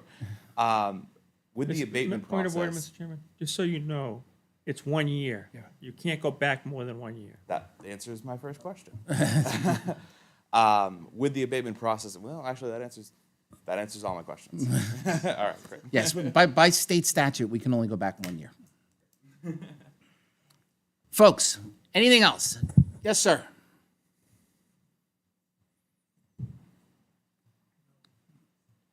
So I just need a name and address. Pete Lezon at 38 Sawgrass. I just had a question regarding if the assessed values are higher than what somebody paid, right? Are we saying that if it's market value and the market values increase since I bought it, right? Because I'm the house they keep talking about that paid $465, and it's at $562. So are we saying that the $562 is unreasonable, right? Because it's above market value, right? And that $562 is above market value even today, never mind in April when the study was done. And that's what he's gonna figure out. Right. You know, the example I think I've used of yours is, and correct me if I'm wrong, is we placed a value of 562 on April 1st. You bought the house in September for 65, So yours is the one specifically I want him to look at. yeah. Thank you. But And hold then the on, other thing I hold was gonna say, is it reasonable then to assume that if that's the case, right, there haven't been any adjustments to the house, no additions, no improvements, nothing like that. And the ratio that we're paying now is roughly at 130% evaluation rather than between 90 and 110. Are we saying that the town average for residential was between 92 and 94? Did I get that right? I think that we said the average for the entire town, including commercial, was between 92 and 94. Okay, so, and we said we didn't know what the residential was? He said he's gonna get back to us on that, on what that one specifically is. Are you good, sir? Yeah, because I did look at Cross Farms too, when we were looking in this neighborhood. And there is a difference, right? And that's why we didn't buy there, right? The prices were too high. And, Understood. For what you're getting. And so I'm willing to meet with anybody who wants to meet to go over mine and show you the house. Have you filed an abatement? Not yet. Want to I do would it tonight. suggest you do that. where's the form? He's really outside. Kevin? Thank you, Mr. Chair. So I've been listening to, obviously, to all of this now for a couple of months, and share your frustration, as I know the council does as well, with why there seems to be the disparity within your community where the sales don't seem to match up with what the assessments are. So I certainly, and I have the same questions too, and we've talked to Steve about that. I would just offer you this, that, you know, none of you really know Steve.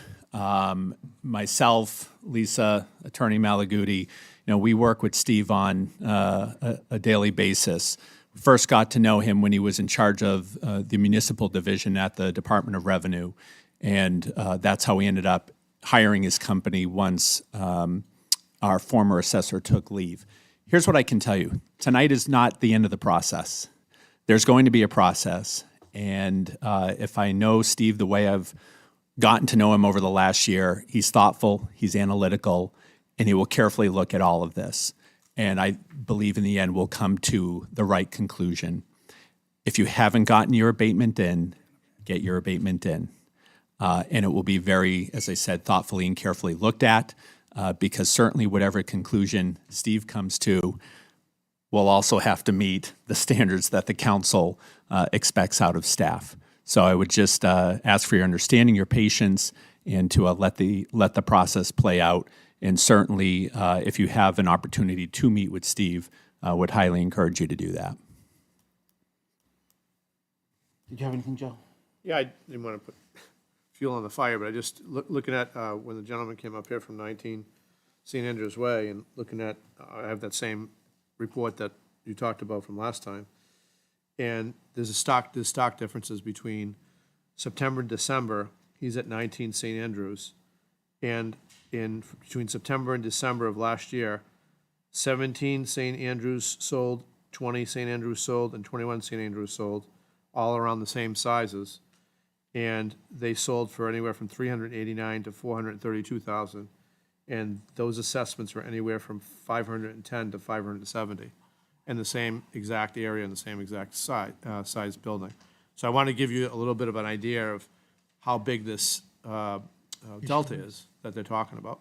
That's actual fact that you We can all see right agree now. that And we I- have something we need to address. I appreciate that, I really do. And I understand it. And that's why I've been taking this pretty seriously. I don't make a lot of snap decisions, but I have been working towards understanding the best that I can, the way that I can help in this process, which is to encourage everyone to file an abatement request so that we can get that process started of understanding where the differences are why they're there, importantly, because I just don't want to take and scratch out a number and write down another number. We need to understand why those differences are there so that we can correct the mirror of the market activity so that it's more accurate in the future, so that in 2 years, we're not in the same situation with this neighborhood and these fine people being concerned about the outcome. If we find what that problem is and can address the structural problem and why it's creating those kinds of differences, then we will fix the problem long-term, not just the short-term. I just give one more comment, and then I'll rest my case, I guess, the point. I guess what I'm really worried about is that if we have this system that is working and we're continuing to use the system, and it happened to this particular cluster of locations, an abatement's not going to fix the way this was calculated. So the reason why I asked you to look at, we began this, to say, this is a particular cluster in the town that's way off compared to the rest. So I guess my problem is, yeah, the abatements are going to fix the number, but it's not going to fix how you guys calculated this. So the error could still be in there. So please take that as a suggestion that we got to, abatements are great. They understand that has to happen. But there's something that's drastically wrong with the way this cluster was calculated. Does that make any sense? It makes perfect sense. I'm worried about that for And future. that's why it's so important to me that we get it right. Okay. I just think you have to apply it to all of the town, not just that one cluster, because I think it could have happened in many other spots. Well, what I think we need to do is get to what the answer is. No, I know, and then but once be we able to- figure it out, we need to be able to apply it Check to see if across it the happened anywhere town else, sure. to make sure that it all gets corrected. Yes. My name is Martha Smith. I live at 38 Shasta Drive, and I don't really have a stake in this fight, but I don't know, this neighborhood, I don't know if everybody who lives in this neighborhood is here this evening, but everybody that lives in that neighborhood seems to fall into this category, and how are they going to be notified that they should file an abatement in, less than 30 days? Well, They all know? They all know. The good news is communication lines were opened up. All right, so, ladies and gentlemen, is there anything else on this subject only? Yes, well, I'm going to let the lady go. Ladies first, it's what my mother taught me. My name is Janet Hoodala. I live at 5 Stony Point here in Londonderry. I don't have any stake in this either, but I've lived in a few other communities, and this is not a new issue necessarily that happens. A couple of comments on it. One is, when you find an error and it's gone beyond a year, there usually is a legal remedy that you can find. So while this abatement is only going to go for this year, if there's a problem that's existed for over time of 5, 6 years, this has been happening, there is a legal remedy, but you got to look into it. What unit has the authority for the exception? Thank you. Okay, and the second one is, a lot of times this happens in communities where I've come from. Sometimes the wife gets mad at the husband when they're going through a divorce, so she sells the house for $1, okay? And that changes the value, the amount of what was sold and Well, what's thank you for that heads up. I will be a Well, very and- good boy when I go home. Don't get her mad. Happy wife, happy life. But what they've done, and sometimes to solve that, is when there's that disparity, because it wasn't just market, it was some things going on in the neighborhood. I don't want to tell you stories, but Okay, so they've thrown out the high and the low. understood. Okay, so. Thank you for that. Mr. Chair, thank you. Chad Franz, 1 Sunflower Lane. We've been talking about short-term solutions in regards to fixing the algorithms and the way we do the valuations, and I think that's extremely important. I also want to take a step back, kind of look at the bigger picture. Might I suggest that we have several state reps and a senator that lives in town. We also have the Speaker of the House, and I would recommend maybe to residents that have an issue with the way, Mr. Chair, you brought up Dillon's Law and Dillon State and how we pretty much have we have to abide and we have the legal we have to be inside the legal parameters of what the state allows. And back to what I was saying, we have a senator and several representatives in state. Might I suggest that we reach out to them, see if we can do either a constitutional amendment that kind of really looks at how we set different tax rates for differential taxation rates, or maybe amend state law for a greater additional tax benefit. So thank you. Thank you. Folks, anything else on this subject before I move to the next thing? All right, so ladies and gentlemen, a number of you have called me. Mr. Petrie has my cell phone number. Mr. Egan has my cell phone number. My cell phone number is 603-289-2011. You can talk to Kirby in the back. She can give it to you. If you have questions after this or you want to talk to the council, feel free to call me, email the council, or whatever you would like to do. We want to have progressive nature here, move quickly as we can. And what I'm going to ask Mr. Hamilton to do is give us an update on our next council meeting of the 22nd of February. We're having that on a Tuesday night because the town is closed on Monday, the 21st, so that we can have some sort of an idea of where we're at 2 weeks from now. I will look forward to that.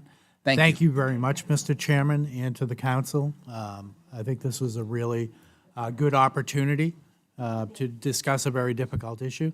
What I would say is that if there is anybody here that wants to talk to me, I'll be in the lobby for as long as it takes to answer individual questions and to help them with abatement applications if that will be helpful. All right, folks, we're going to recess for 5 minutes, so those that don't want to stay can exit.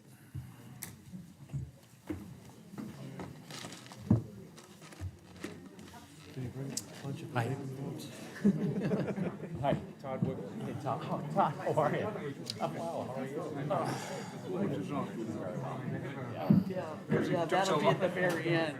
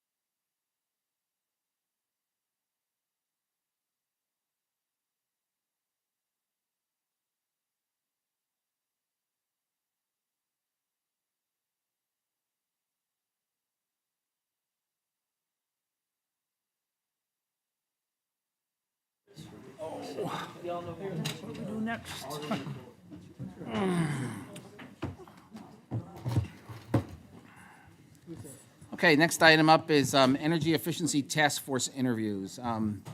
So what do we got here? So I have a spreadsheet here with a number of folks on it. Ray, you'll be happy to know that you're now Ray Reslin. I have a misspelling here. They put an R instead of a B. So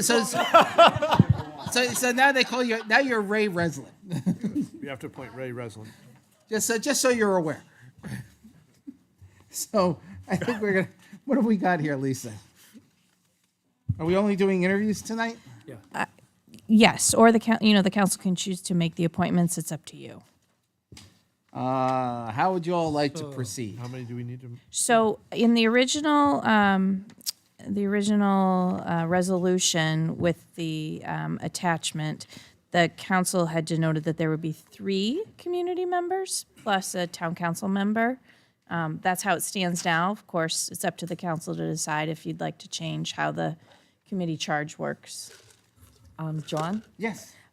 So number one, I personally would like to be the counselor that's put onto this, but I also think that it's great that all these people stepped up, and since we have the authority to do this, it would be nice if we could appoint everyone and have 5 full-time and 3 alternates. This way we can make subcommittees, which would allow us to go after a lot more funding and look at a lot of different areas in energy a lot quicker. In my own assessment, but it's just, I'm just 3, putting it right? out there. I'm confused. There's 8 people. I know, What but you said she's 3, saying right? is that she would like to be the council person, and that since 8 people stepped up, she'd like to see a committee of 5 appointees. We'd have to have an odd number, Right. because the council person would vote. So you'd have to have 6 appointees and 2 alternates. Yeah, something Okay, like that. are you Oh, willing to be chairperson? Sure, why not? I'm good with that. Sounds good to me. Good to you? Sounds good. Had I They known it did was- come here, so we had I should known it was gonna interview be this them, easy, but- I would have done this before the assessing thing.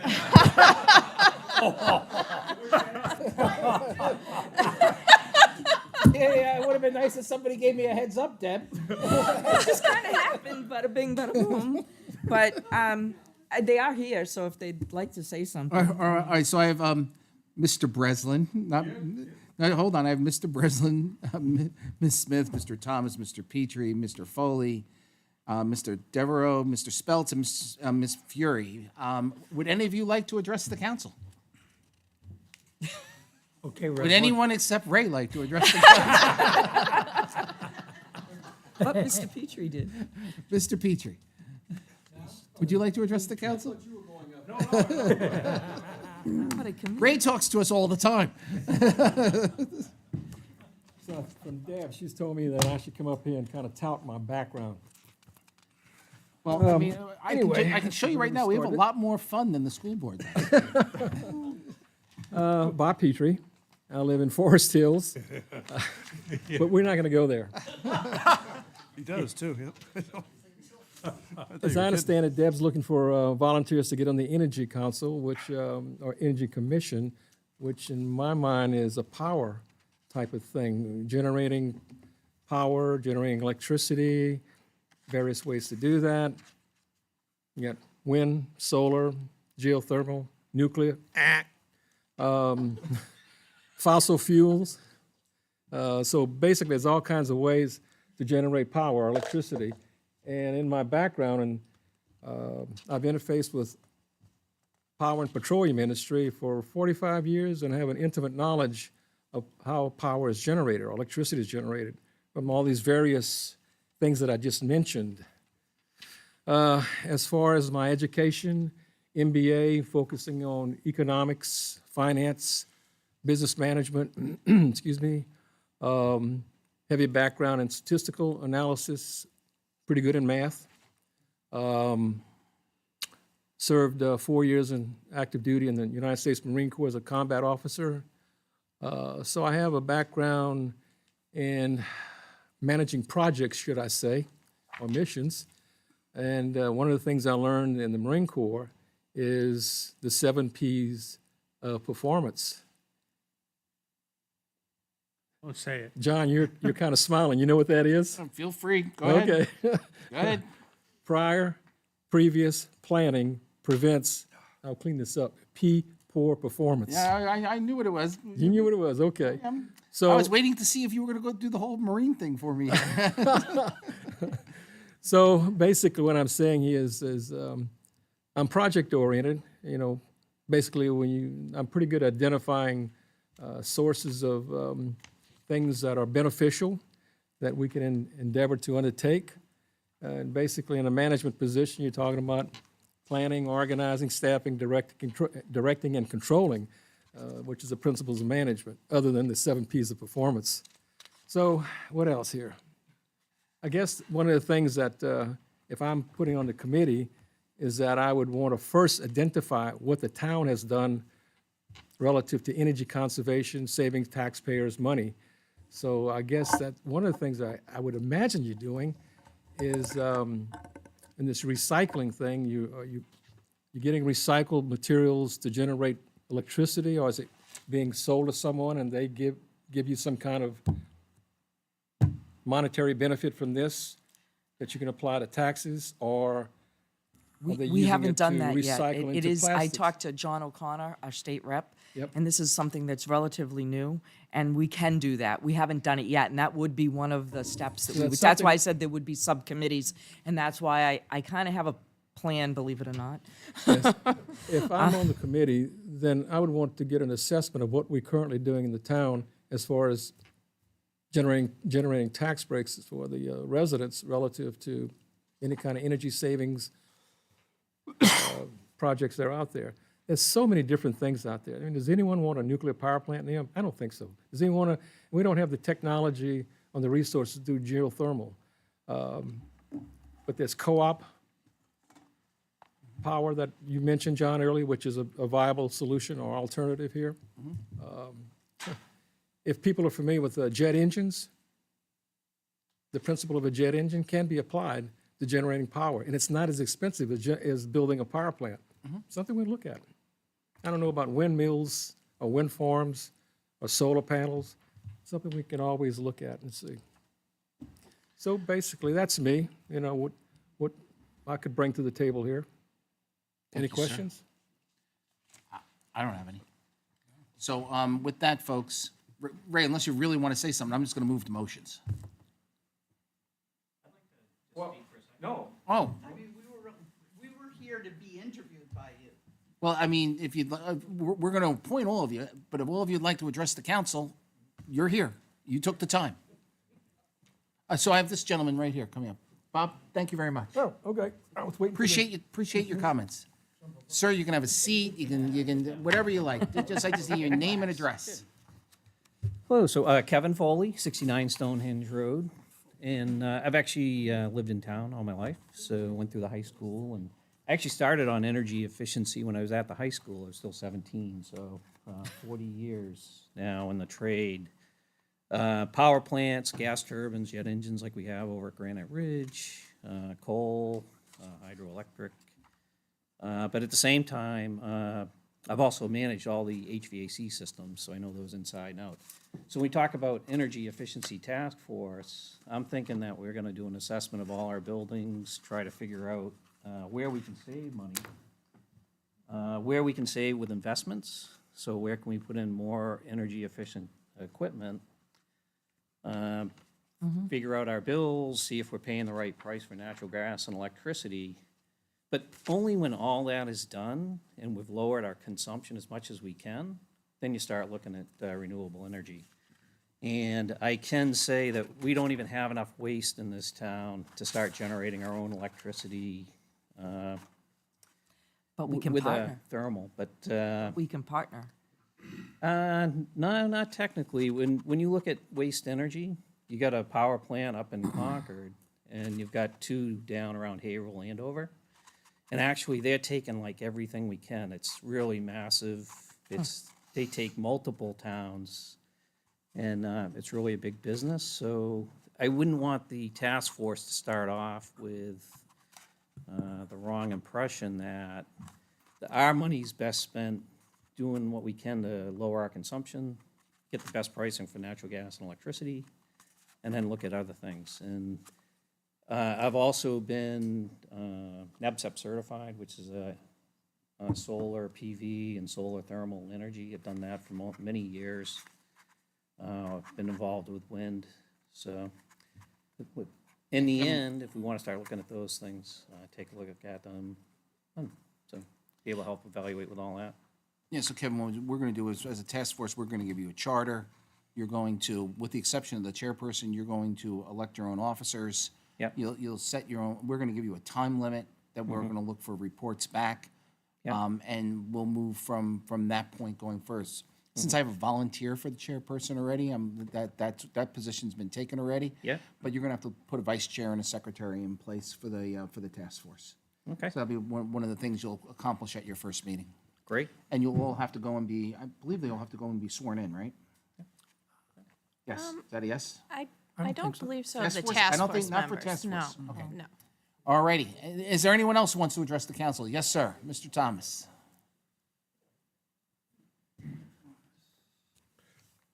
Are you new in town, fella? Sir? I'm making a joke. I said, are you new in town, fella? Relative to most people, yes. I haven't been here 40 or 50 years like most people have. Yes, Doug Thomas, 143 Mammoth Road.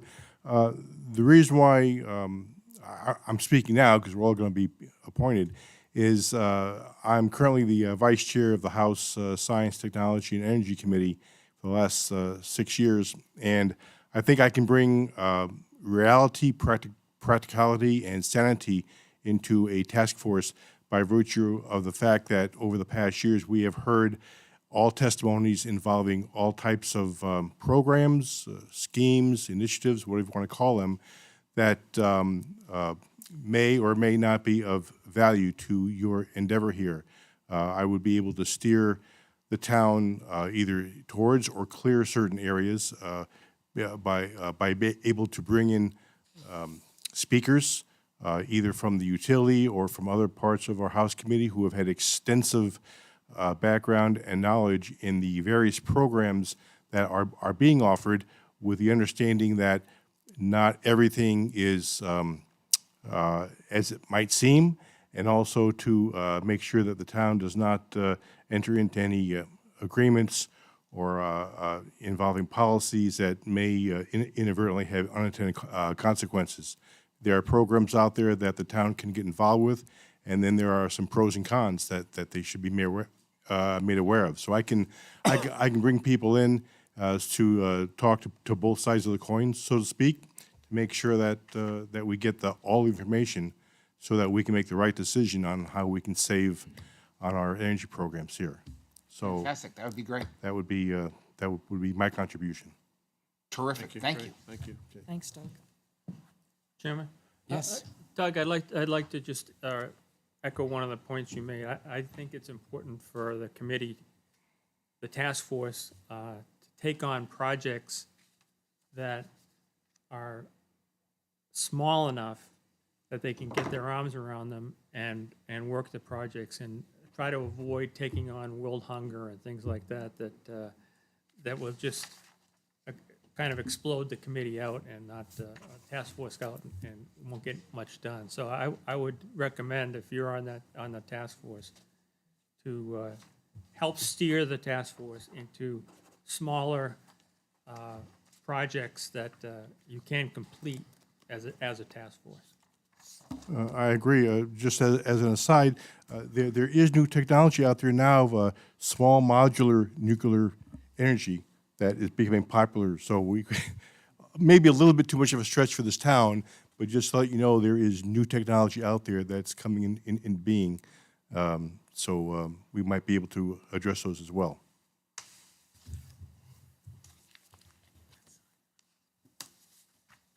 Anyone else?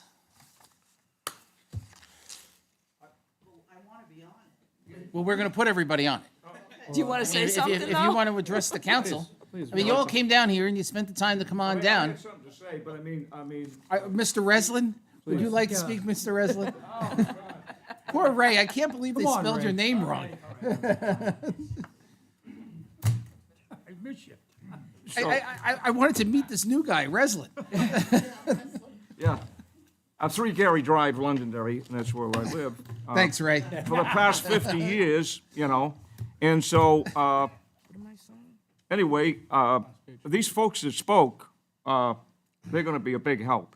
I would like to help when I can, and I think we got a ways to go, but that's when we get together and we talk about it and we discuss things and come up with solutions. Other than that, I want to thank you for taking the time to form this task force and for allowing the general public to step forward and volunteer their time. And with that said, I want to thank you all for your considerations, and thank you. Thank you, Ray. Thanks. Thanks. Thanks, Ray.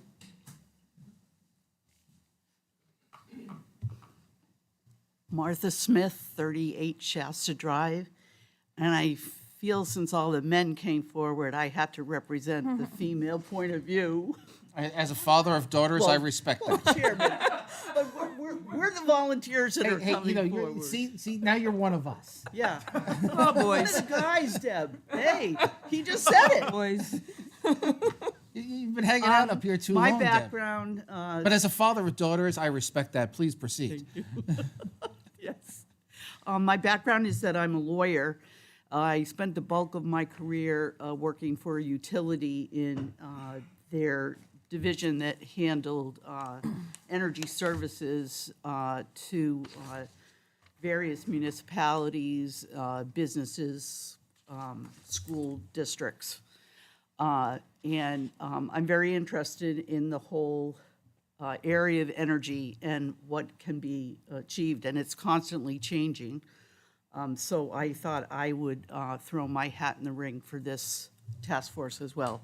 And I thank you for your time. Thank you. All right, so folks, I need a motion for 6 full-time members and 2 alternates. So moved, Mr. Chairman. Well, I need to know who they are. Okay, here we go. Sure, you want to go home, I know. You need to pick 6 people out of these 8 people here. Deb's volunteered to be the 6 out of 8? chairperson, and then I need 2 of them to be alternates. So, I mean, Mr. Chairman, in no particular order, just whatever you decide. there's one person that didn't make this list that I know he's expressed interest in it, if I might.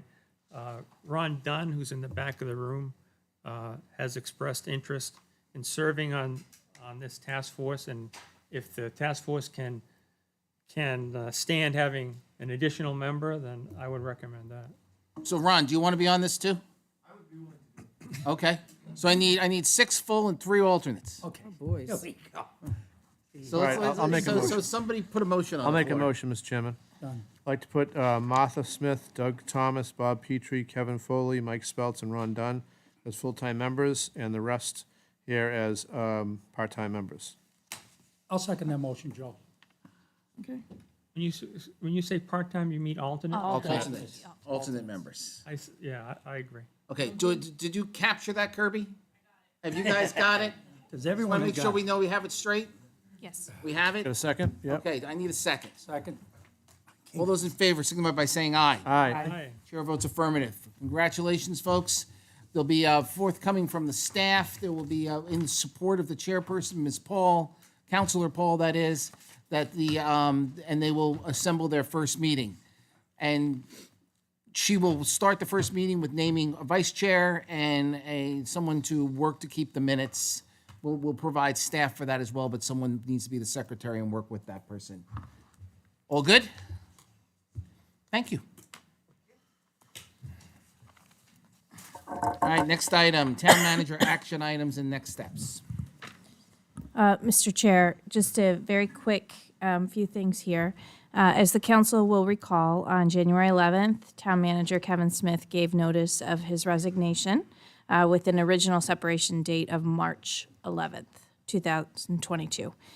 Both Kevin and council now agree it's advisable to accelerate that separation date, both so that the town can move forward with the transition and Kevin can devote himself full-time to his Senate campaign without any potential conflict of interest issues.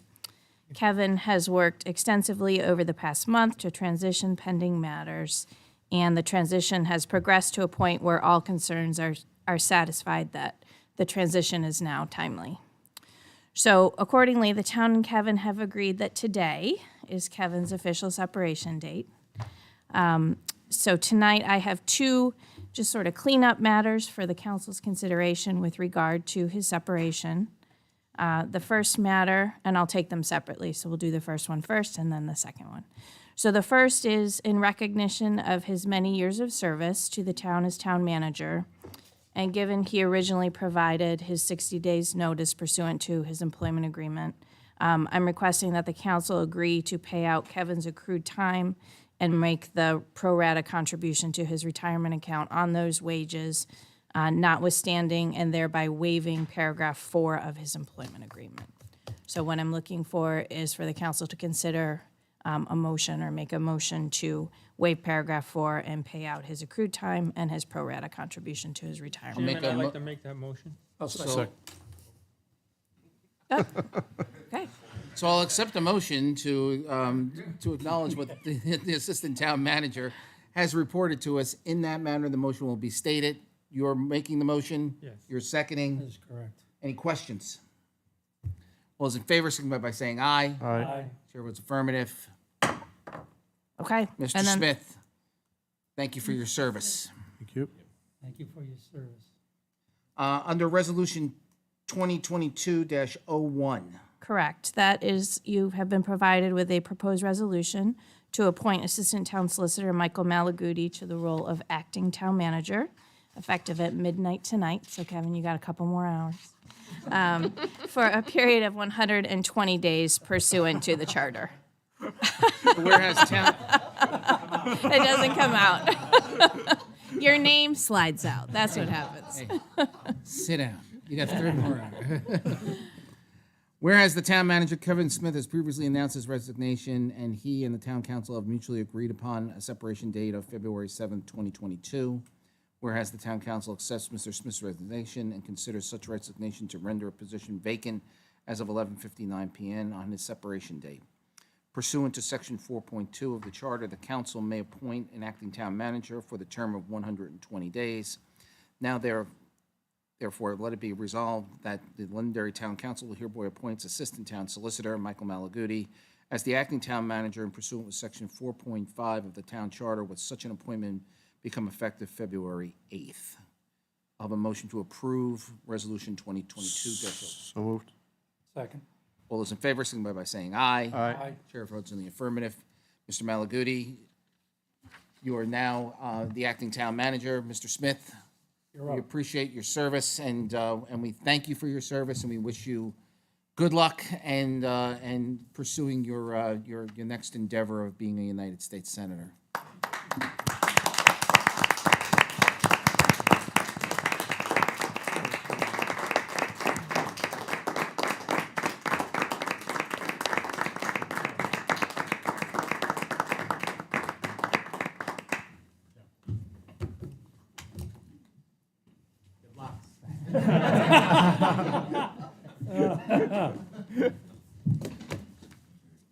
The party begins. All right, let's see.